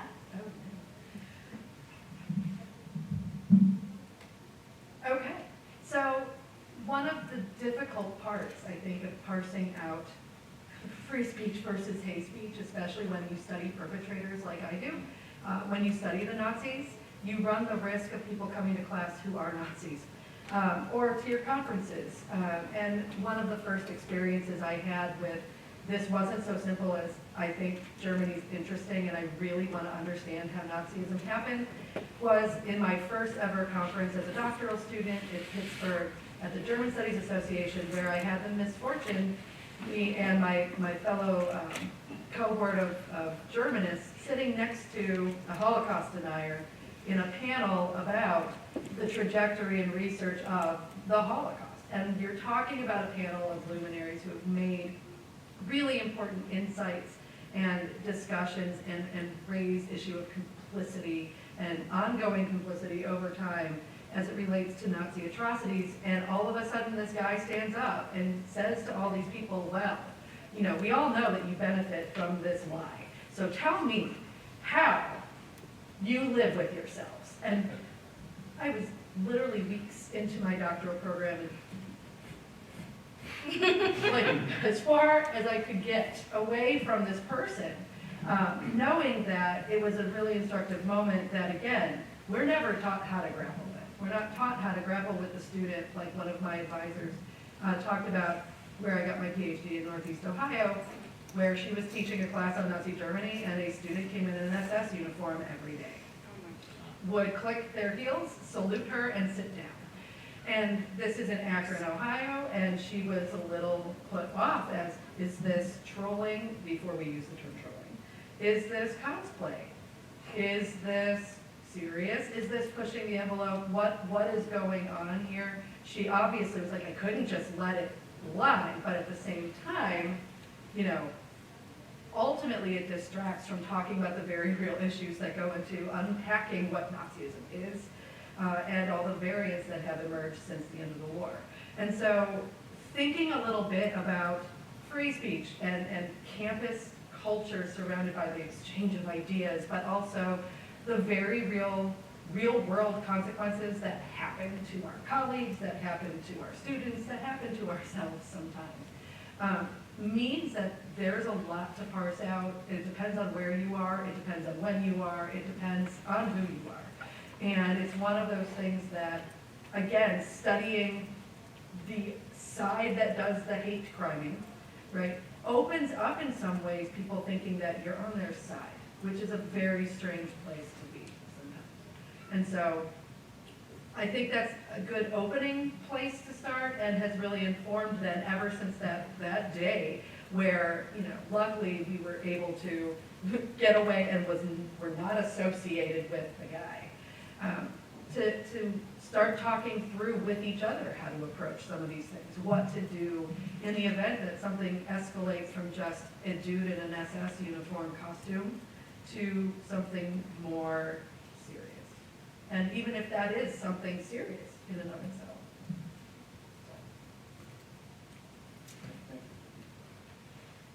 Okay, so I actually sort of prepared a whole spiel. I'm here to talk about a particular subset of hate speech and resistance to oppressive regimes. And my current research, what will be my second book, is about Israel's public diplomacy. And so I wanted to talk a little bit about that history leading up to what we're seeing today especially on U.S. campuses and beyond. And so this is a story of connecting histories, which is really interesting because Israel's public diplomacy in the 1950s, which is what I'm looking at, looked completely different than post-1967 because there was this tectonic shift in the world in the 60s. Part of it has to do with the era of decolonization, right? So post-1967 is, of course, the era in which the United States offers kind of unconditional support for Israel, right? Which is something that we forget did not exist quite like that before the June War of 1967. Now, the other thing that is happening after 1967 has to do with the U.S. failure in Vietnam. So actually, as the U.S. was, failing in Vietnam and Israel was winning a war against its Arab neighbors, what happens is that Israel sort of became a model for remilitarization of U.S. foreign policy. It came to be kind of a political model for thinking about military power and practical example of the effectiveness of the use of that power. Melanie McAllister, who wrote Epic Encounters, which I really recommend, even talked about the gendered aspect of the rise of Israel as this model, in the sense that right-wing conservatives and evangelicals actually use Israel as kind of a masculinist challenge to left-wing, radicals and feminists and anti-war protesters, right? Now, the late 1960s and the early 70s is also the roots of Black Palestinian solidarity on U.S. campuses, in the streets, in communities. And so those are the days in which the Palestine liberation movement was seen as a liberation movement within the context of global liberation movements in the global South and in the United States, right? There is this convergence in the idea of liberation from structural racism within the U.S. And so it sort of created this interesting alliance with Palestinians. So that is in like at least a generation before Black Lives Matter, right? Which I'll say something about.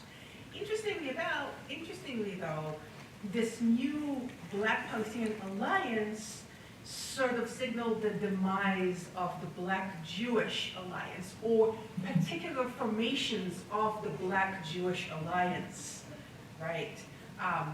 From the civil rights era. Although some forms of these alliances endured, so I'm doing right now an article actually on anti-Zionist Mizrahi Jews who, in the 60s and the 70s, who actually linked Jim Crow in the US with structural racism inside Israel. So what we call the kind of disappearance or the dissolution of the Black-Jewish alliance is of course one formation of it, but there are still other formations of that alliance. When it comes to US policy also, we have to remember that this is the era of decolonization, right? So what happens is that this is also the time in which there are emerging global voices, right, particularly from the global South, right, that, of course, condemn Israel's treatment of the Palestinians. So this is also the era in which the UN General Assembly had some kind of prominence and kind of the probably two of the most important, I guess, events when it comes to the prominence of the General Assembly as an expression of the Global South was, for instance, the invitation of PLO Chairman Yasser Arafat to speak in November of 1974 in front of the General Assembly, which was a first. And then in 1975, the UN General Assembly Resolution 3379, which determined that Zionism is a form of racism and racial discrimination akin to the imperialist regimes in Zimbabwe and South Africa. And so what happens is that Henry Kissinger, among others, but Henry Kissinger was incredibly important in this particular role. He managed to defang the General Assembly and instead shift the center of gravity within the UN to the Security Council, where the U.S. has the ability to shield Israel from criticism. So this is important because this is happening in the background, right? So you have these voices from the Global South. In the United States, you have this Black Palestinian Alliance. Then you also have organizations like the Association of Arab American University Graduates, which was formed post-1967. Edward Said was a vice president of the organization in the early 1970s. And the organization itself, which existed until 2017, by the way, described itself as an educational cultural organization whose purpose is the dissemination of information and expressive of the Arab point of view.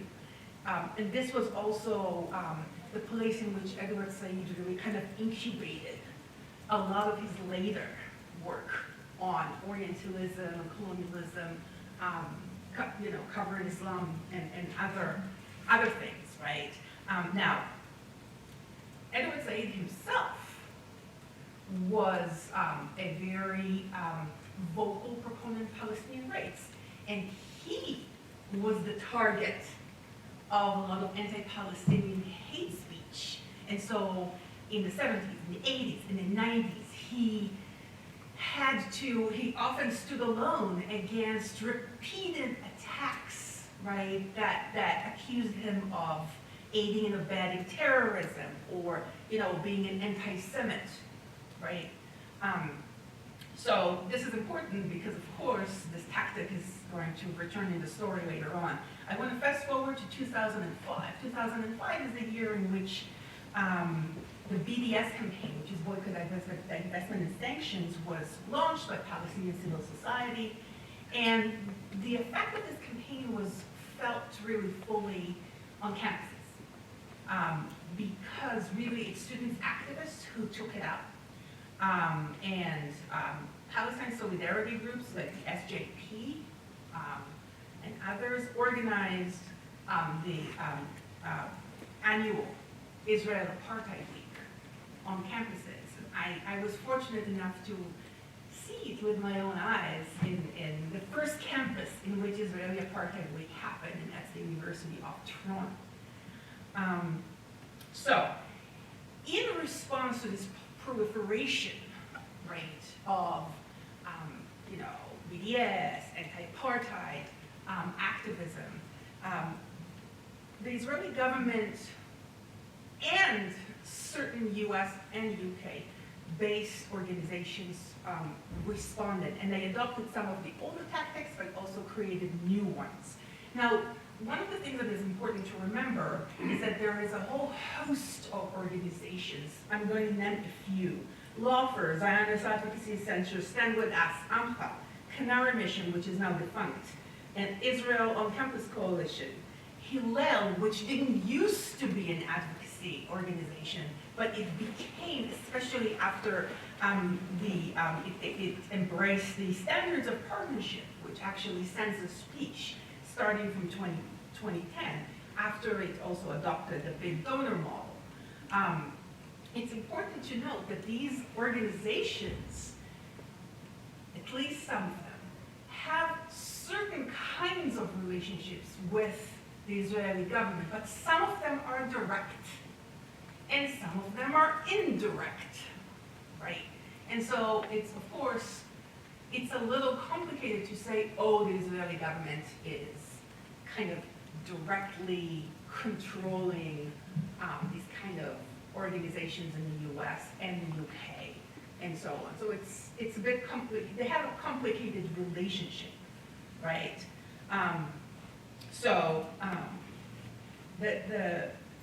Now, when it comes to campus activism, what you have are, of course, SJP. So you have Palestine solidarity activism. A lot of those activists are Palestinian students, right? But you also have, especially after 2014, you have a resurgence of Black Palestinian Alliance. And this resurgence is linked to this Gaza-Ferguson nexus, right? This idea that the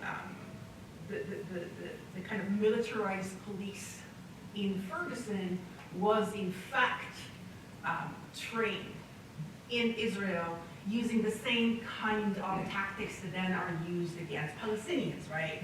And, and then in 2017, right, 2016 with Black Lives Matter, right, which is a coalition of over 100 organizations, also issued a statement that labeled Israel an apartheid state and characterized the war on Gaza and the West Bank as a form of genocide and made the connection to structural racism in the United States.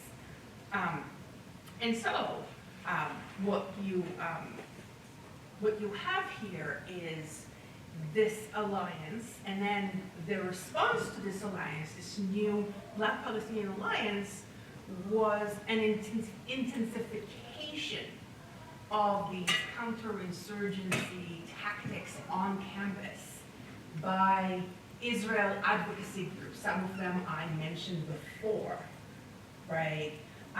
And so one of the things that these advocacy campus groups were doing is using forms of surveillance in order to collect names and information, right, just the way that you described, on student activists that are obviously vulnerable, and on faculty, including, of course, non-tenured faculty and adjunct faculty, in order to intimidate them into silence. And this is sort of it's well documented now. Part of this kind of a very intensive campaign included smear campaigns, so basically accusing, again, it's the accusation of anti-Semitism, right? That's one thing. And the other thing is launching frivolous lawsuits, right? Especially by using lawfare. Lawfare is, it's an outlet its entire raison d'etre is they're using pro bono lawyers, for example, in San Francisco, in order to launch lawsuits against any kind of student group or professional association that in any way, shape, or form adopts a BDS resolution, even partial resolution, and so on. And they have done that, right? So the idea is to create this chilling effect on speech on campus.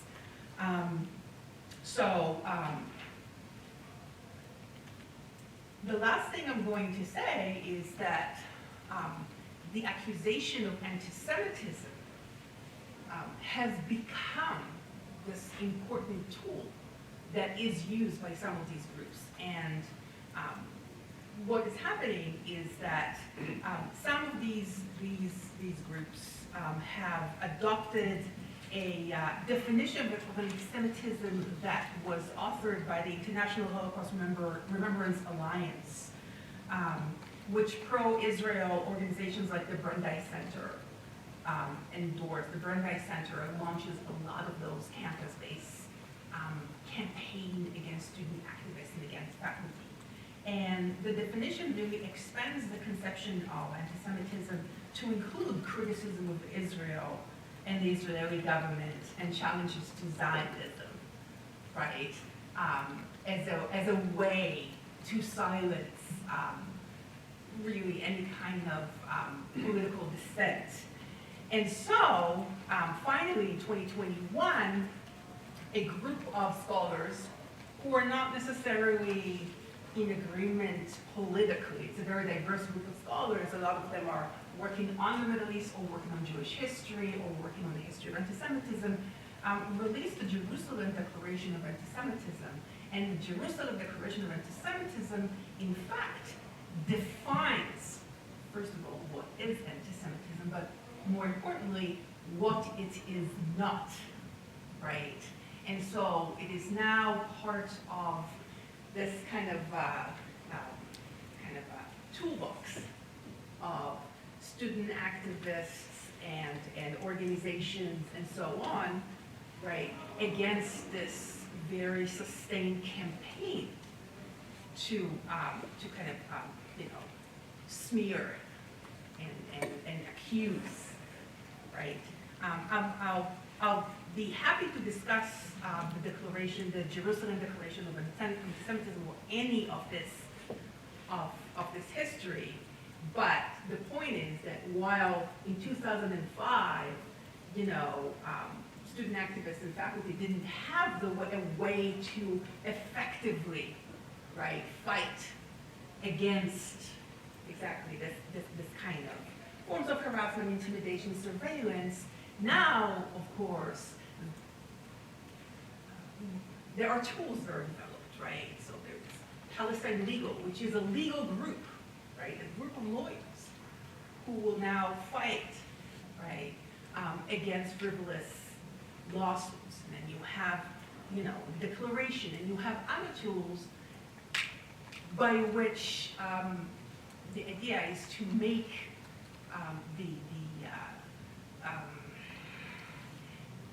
the tactics that I was sort of very briefly talking about, making it moot or ineffective.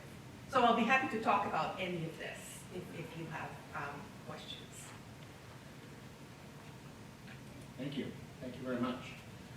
And as as I listened to all of you speak, I was harking back to our keynote from this morning by Kamola, who differentiated, right, defining some of the differences, at least one definition of the difference between hate speech versus free speech. And oftentimes, y'all give different examples of silencing, right, of intimidation or smear tactics or all sorts of different ways in which, many of these folks who perpetrated these acts, right, would likely defend their actions as being free speech, right?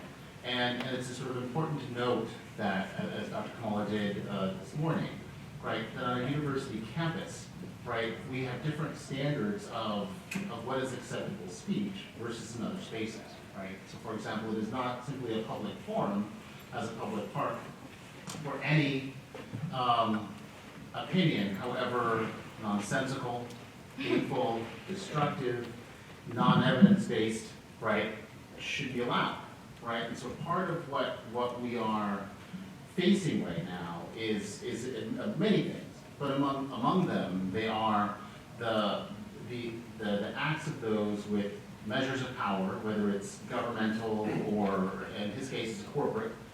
So these top-down efforts to through the guise of free speech and other forms of, reframing doublespeak to silence, right? And so I appreciated all of your descriptions of that, and really, Dr. Shaindlinger talking to us about some of the ways that we can respond. And so I guess maybe that might be a place to begin. If maybe the rest of you we can sort of address that sort of larger issue of definitions. And then kind of what do we do, right, as students, as faculty, as staff, right, against some of these hostile tactics and actions, oftentimes well organized and oftentimes well funded. So, me at all, something I say a lot is words mean things. My PhD is in English literature. And words mean things. So when you say, I am Fox News, news is a particular rhetorical situation, is a particular type of media. Fox News, by definition, is an entertainment platform. That's very troubling. Because one, you're situating yourself as a news outlet when in fact your purpose, your rhetorical situation is to entertain, right? One of the problems that we have since we don't study rhetoric anymore is in our culture we frame arguments as having two sides, right? Two sides to every story. We've all heard that. That's not true. There can be many, many, many sides. There can be an inordinate number of sides to any given story. Another fallacy is that if, in fact, there are two sides, sure, let's operate under that presupposition, that both of those sides are, one, legitimate, two, deserving of our critical attention, and three, worth considering in the first place. And so in English, we talk a lot about the straw man argument and how it's poor writing, it's poor rhetoric, it's poor speech. To simply set up an argument only so that you can knock it down is poor rhetoric to say, okay, well, I'm going to attack you based on what you look like, right? That's not actually assessing or doing any sort of analysis of a given topic. That's just ad hominem. It's very cheap. And so one of the problems to me seems that we have an illiteracy of these terms. We have a misunderstanding, fundamentally, of what an argument means, what it means to say there are two sides to every story. And that kind of binary thinking is what helps validate a lot of militant fascist groups and gives credence to arguments that otherwise, as Dr. Shaindlinger pointed out, are very easy to dispute if we simply look at the history.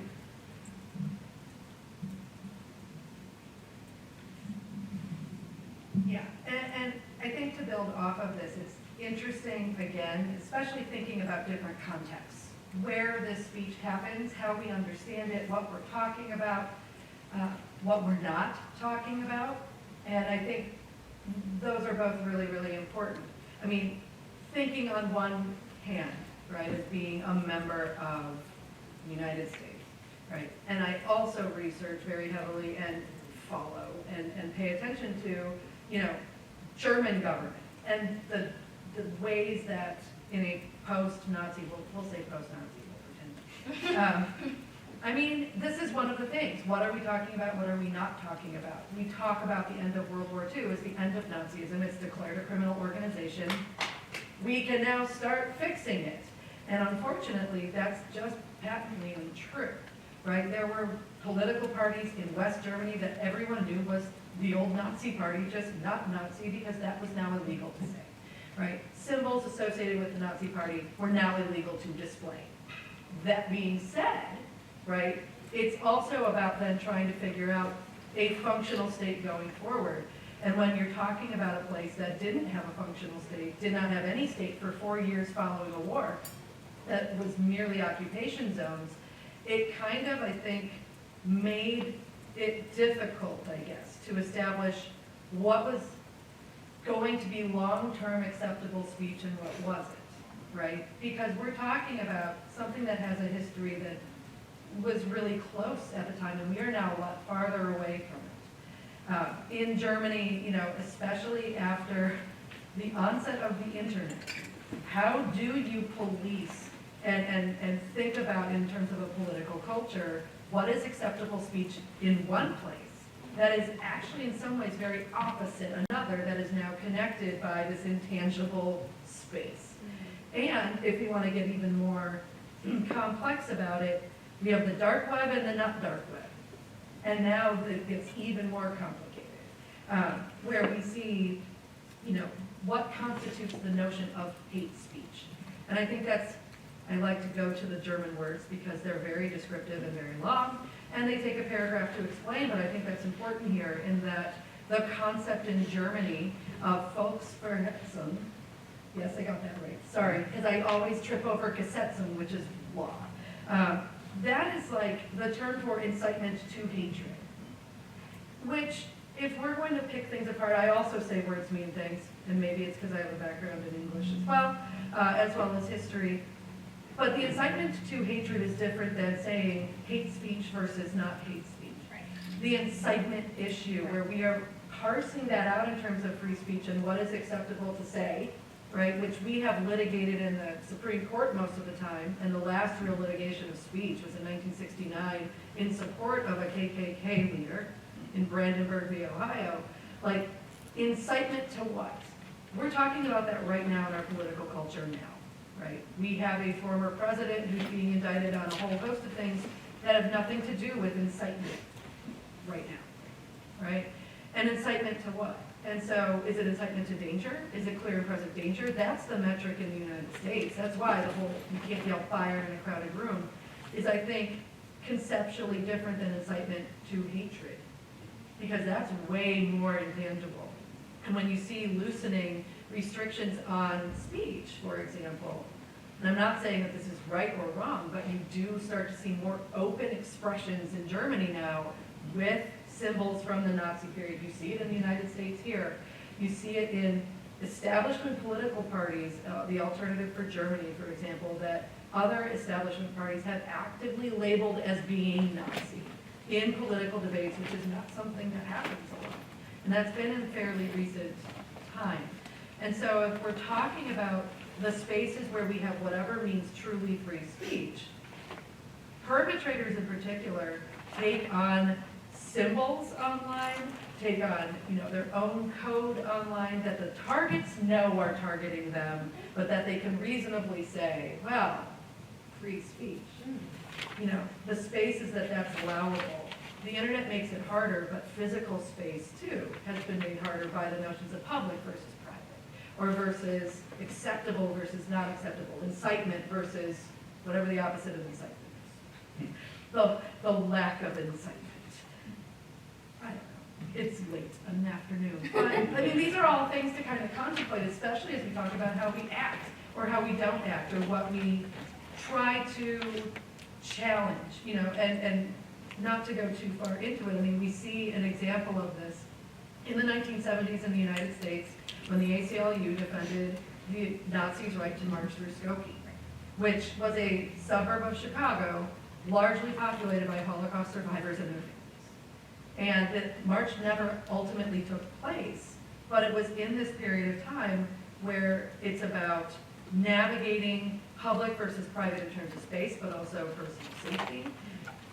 And I don't think we've come to any real conclusion on that, nor can we, really. And that's what makes all of these questions so thorny and difficult, especially because we have to be really specific, and that can get distracting. And that becomes a tactic as well. Say, well, tell me what you really need. Tell me what you're saying. Are you saying I don't have the right to say this, or are you gonna send the government after me? And it's usually people who have more structural power challenging people who don't to send the government after them. So I'll leave it there, I guess, from a European-ish side, but, and also the perpetrator-ish side. I think that's the hard part in seeing the tactics on the other end of how to utilize concepts like free speech in order to be able to incite to hatred. And that's a lot of what we see. You're making me think so much of a popular sentiment that you hear in the American South. So people fly the Confederate flag, right? They lost! They lost! We're America. We like winners in our culture.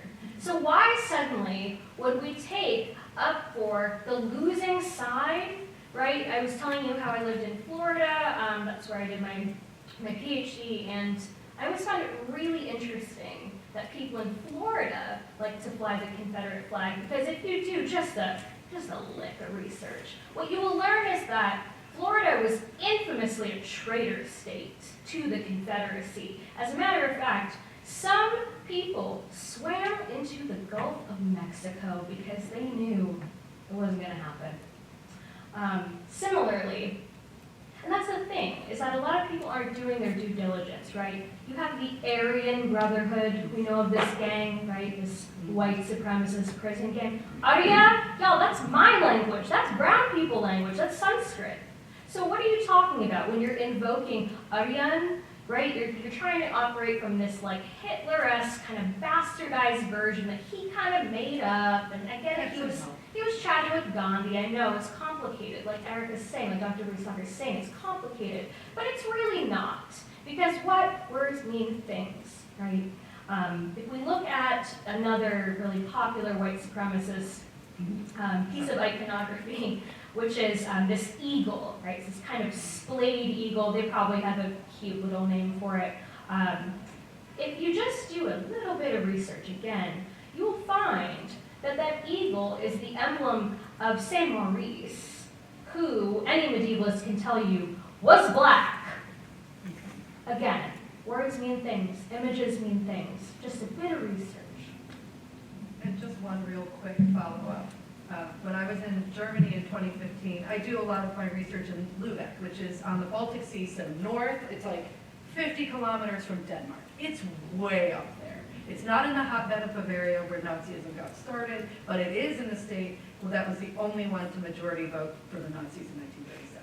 So take that challenge with what you will. But in 2015, I was able to go to a Volksfest parade, which is something like your home's homecoming parade, like your city's parade of, yay, look at what our history is. And in that parade, which of course was at least 6 hours long and had lots of beer, there were American Civil War reenactors in this parade. They were not American.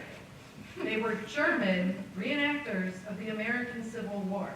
In 2015, during the exact same time that there was debate over whether or not to pull down the Confederate battle flag over South Carolina's Capitol by somebody who is now running for president. And it was fascinating to hear Germans talking around me. They have a fascination with this idealized American West. Thank you, Karl May, who wrote a lot about this, and that you have Nazis who are all like the purity of Native Americans, who also got genocided. And it's really weird to unpack their fascination with this. They really love what they think is the American West, but that somehow includes fishing, cowboy boots, Confederate flag, country music. It doesn't make any sense.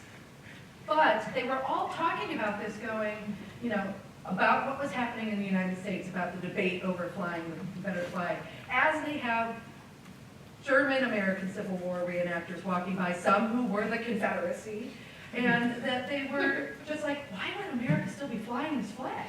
And I'm sitting here going, but you are reenacting it in Germany. All of these senses of what these things mean, these symbols, and how deeply embedded they get, how they get appropriated, and then how other cultures look, the outside culture looks and goes, isn't that weird?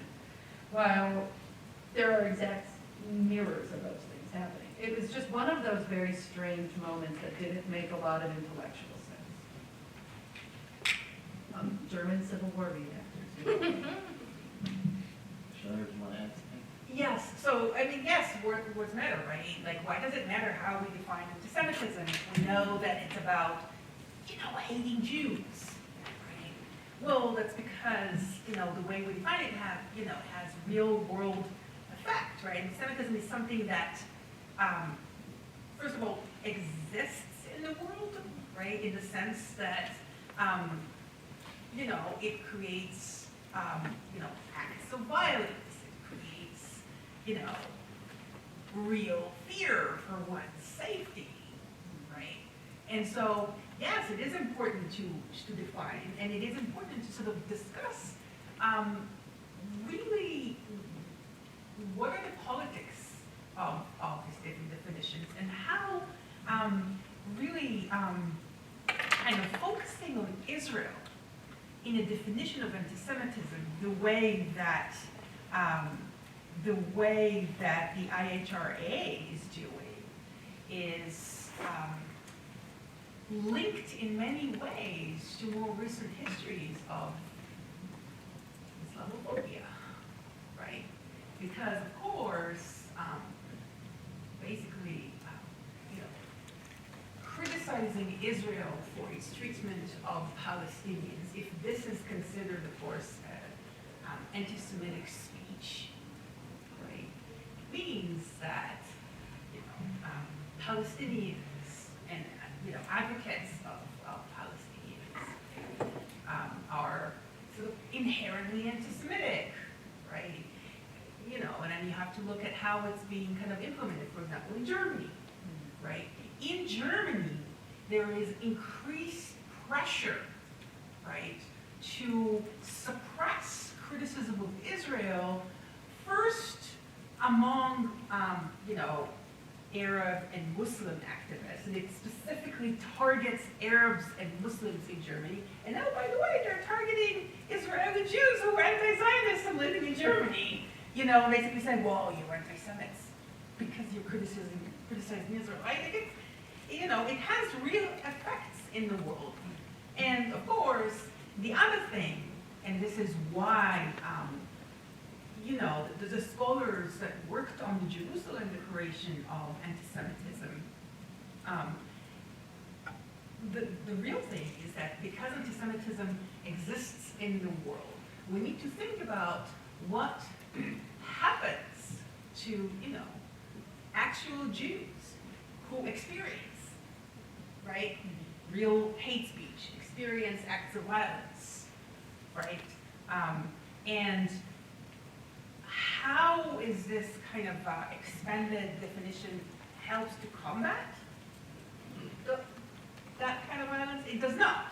I mean, the concern that moved a lot of the signatories to this declaration is that an expanded declaration that really focuses on Israel in this way, in fact, puts Jews in danger, right?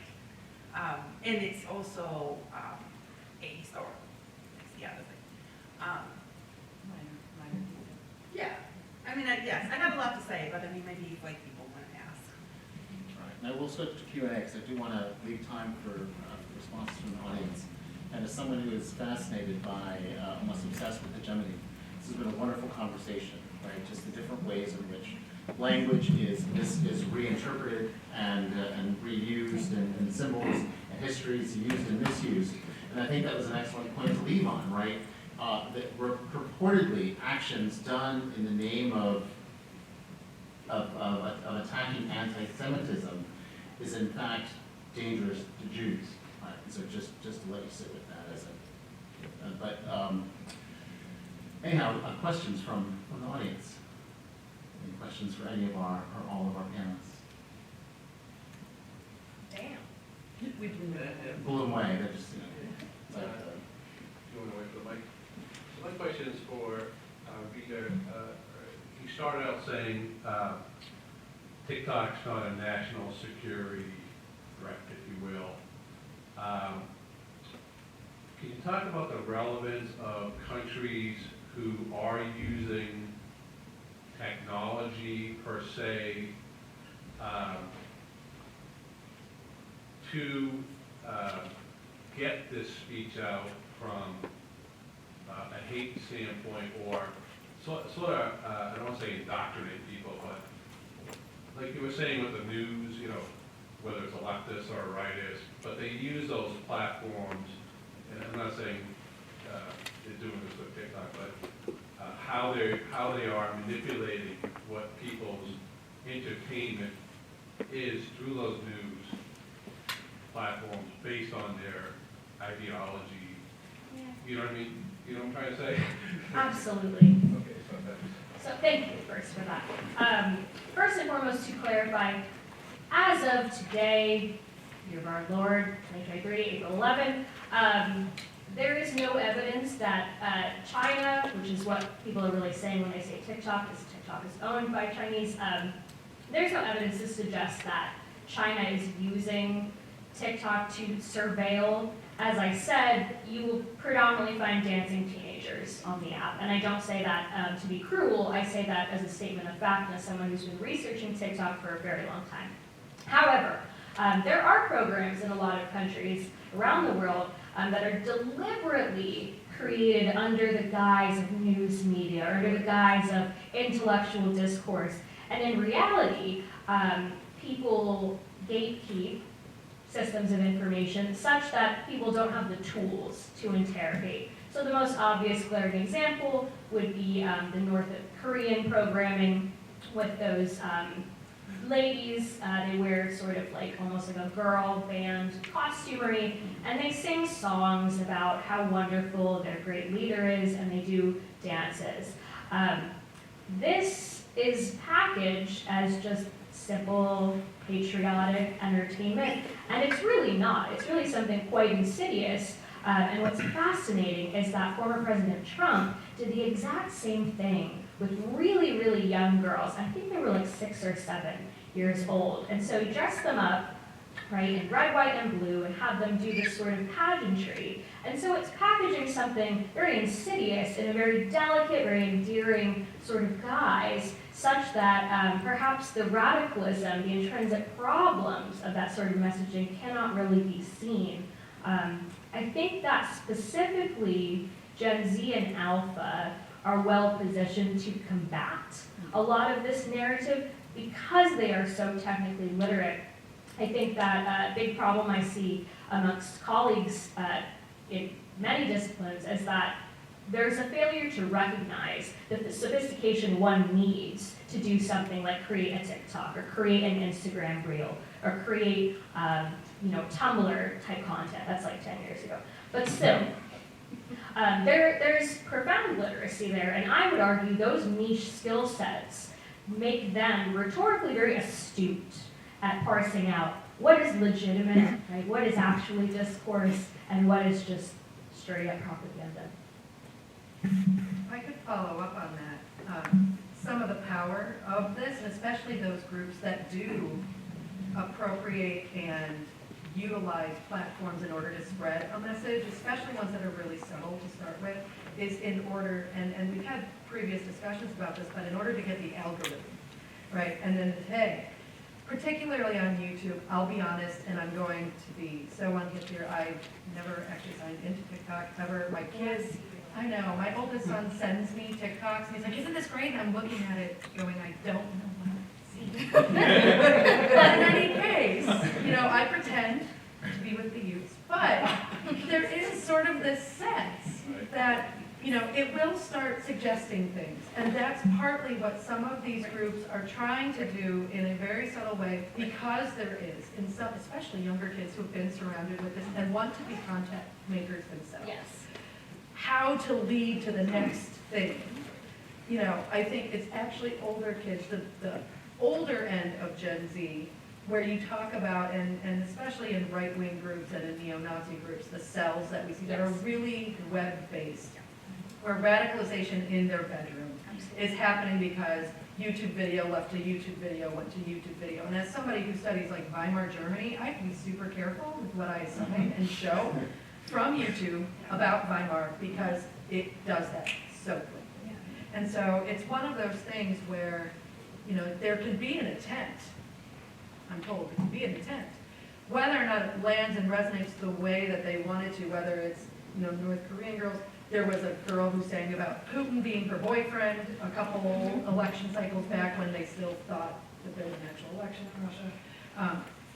Berlusconi in Italy had a similar thing where it was all these people singing their praises that would then lead to something that was a lot more explicitly propagandistic or explicitly hatred.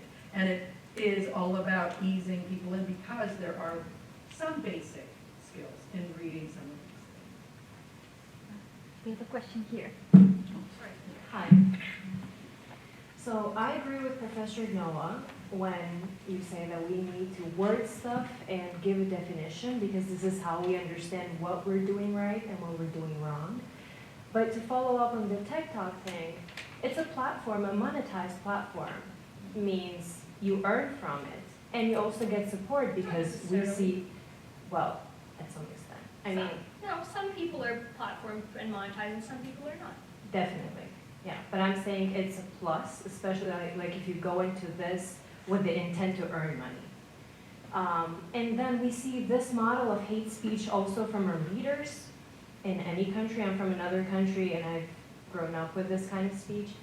But the thing is, how do you talk sense to someone who is supported by the society from these speeches?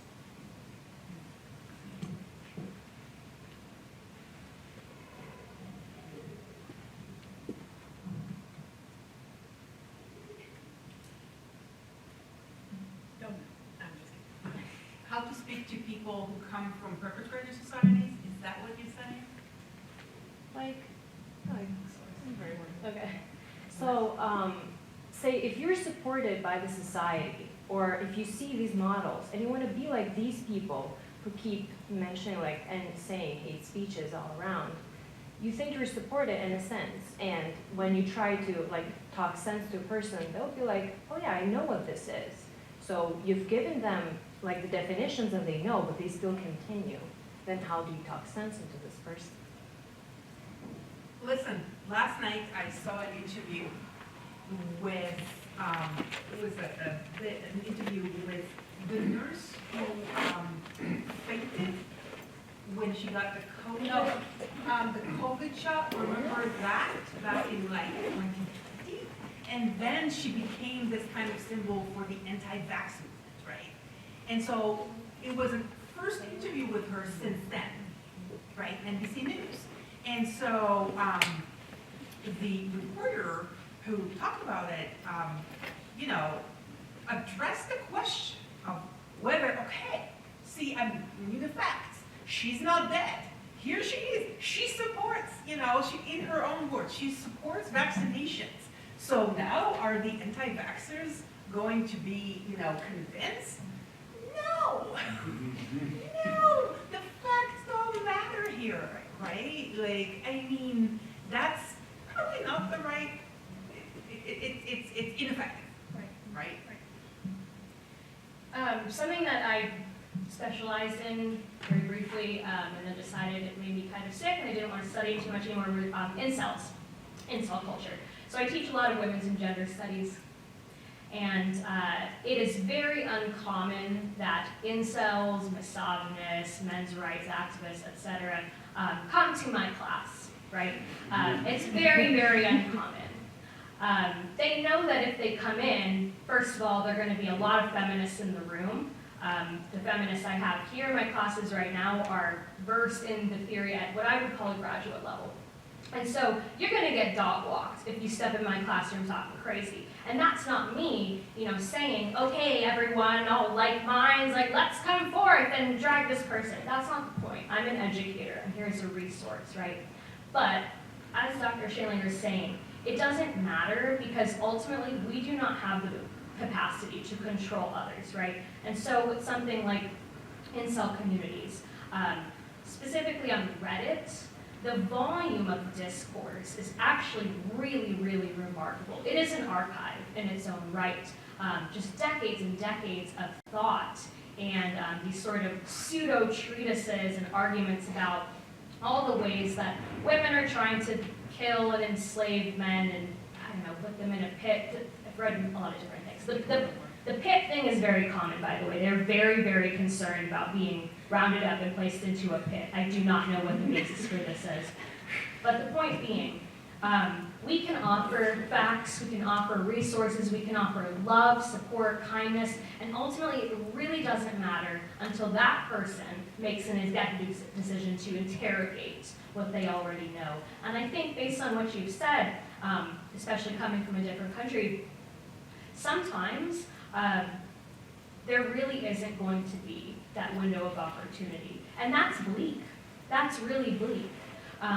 But my hope, and perhaps naively, I hope that because of these increased literacies and because of globalization, perhaps contact with different kinds of people, different vantage points from all over the world, that exposure might increase. I don't know. Fingers crossed. And it's interesting that there isn't a pat answer we can give. A lot of times it turns into, and this is a lot of the work, especially when you're looking at neo-Nazi groups, when you're looking at, contemporary KKK groups, a lot of these 3%er type groups, militia type groups, that all are a constellation of hate groups, but have very different, things. It's a model of de-radicalization that kind of mirrors coming out of a cult. And there's like deprogramming. The thing is that a lot of times it can't come from us.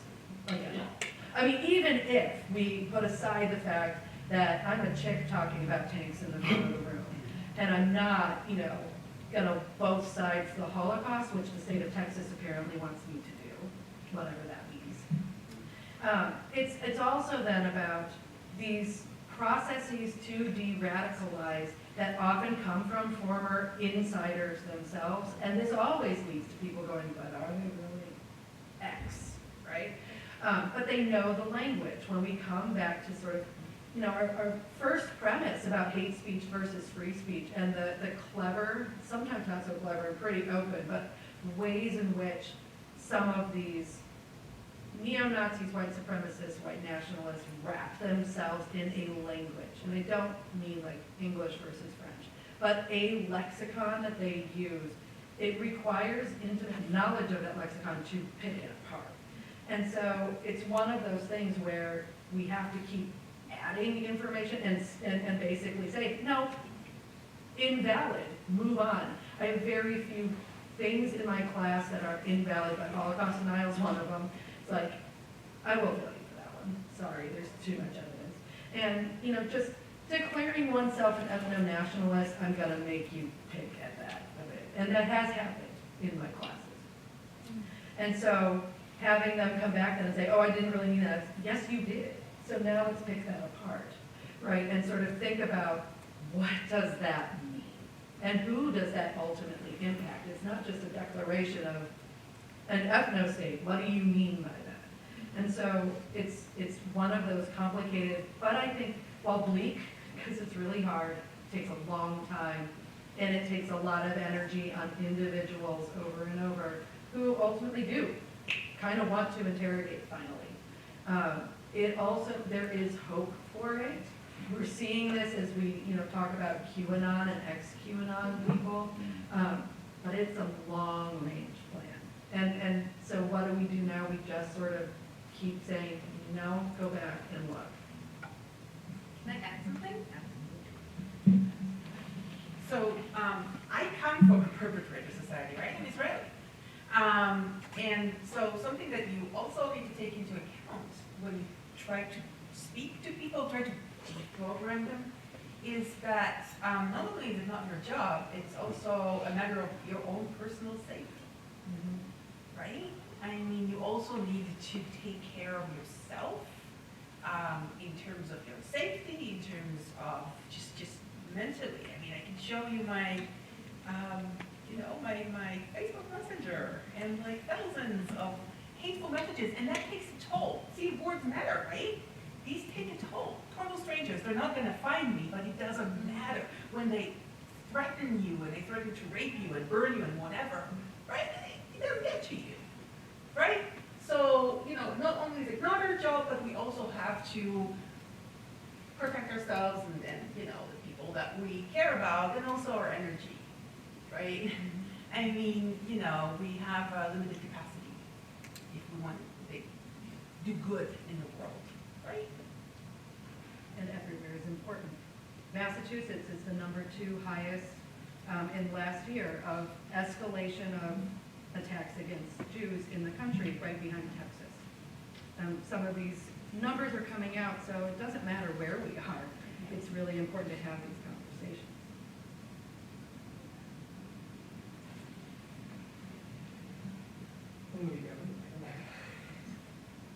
Hi, I don't remember your name. That's okay. Free Sorry. soccer. Or just That's Dr. okay. B is fine. Okay, what's the person will show your last name?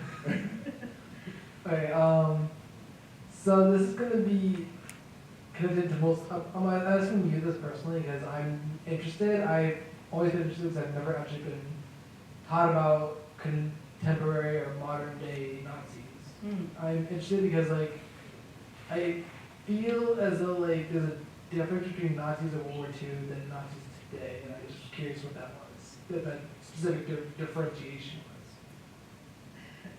So often,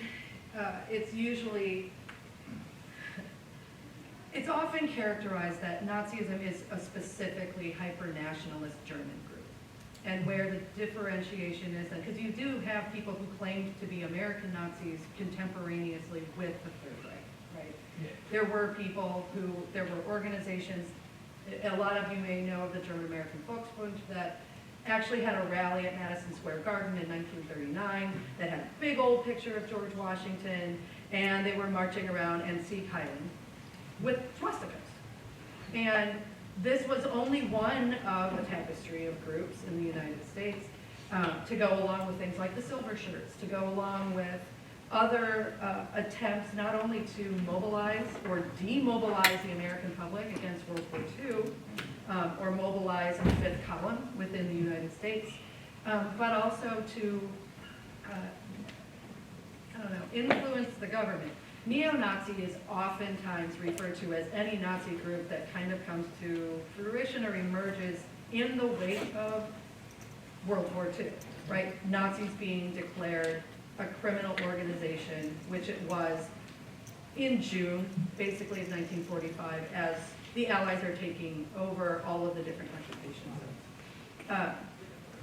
In terms of ideologies, there's not a ton of difference, although it gets down to the details. An American Nazi is not going to be like Deutschland über alles, but they will because it's cosplay in some ways.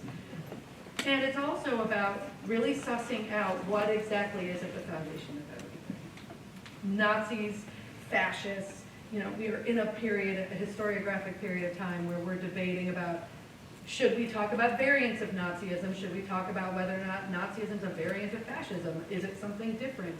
Is it something unique? How do we feature in this very specific hyper-nationalist bent that is always, always, always, always, and I can't emphasize this enough, racialized at every turn. Which is why whenever anybody says, well, let's talk about the German economy and separate that from, the anti-Semitism, you can't. You fundamentally can't. Whenever Hitler would talk about unemployment's better, yeah, unemployment, who? He's not talking about Jews. He's not talking about Roma. He is talking about the, appropriated Aryan group in Germany that really is just Germans, that now are allowed to work when all these other groups are not. And so any policy has as its core racism. And it's super important. You don't necessarily have that, say, in fascism, though it's still there. It's not usually featured as heavily, but it's still there. You still have it, you know, if you look at different strains of Nazism. If you look at the different Nazi groups in the United States right now, if you look at National Socialist Movement, if you look at National Socialist Club 131, if you look at what used to be called WAR, White Aryan Resistance, that actually got broken apart in a RICO case, and that's a lot of reasons why you see these really decentralized groups now on the internet. They don't want a recognizable leader because they'll get sued into oblivion. And they won't have money and you bankrupt them and then they go away. These types of groups, you know, kind of play into an umbrella ideology of, ooh, we'll talk the terminology, 1488, 14 words, Heil Hitler, all that kind of stuff, the sundial, the different runes that are completely misappropriated and all these things. But they all individually, too, have other things that they're focused on. It's a different world now than it was in 1945. It was still interconnected, but it didn't have an internet. It's still interconnected, but it's a lot easier to get from one side of the world to the other. A lot more people can do that. And so thinking a little bit about those differences, the context is the important part. A lot of them won't call themselves necessarily neo-Nazi. They'll just say Nazi, but their ideology really is sort of the Nazi 4.0. I don't even know what number we're on. All right, thank you. I have a I think we are just about out of time, but if anyone has a last quick question, we might be able to get it in.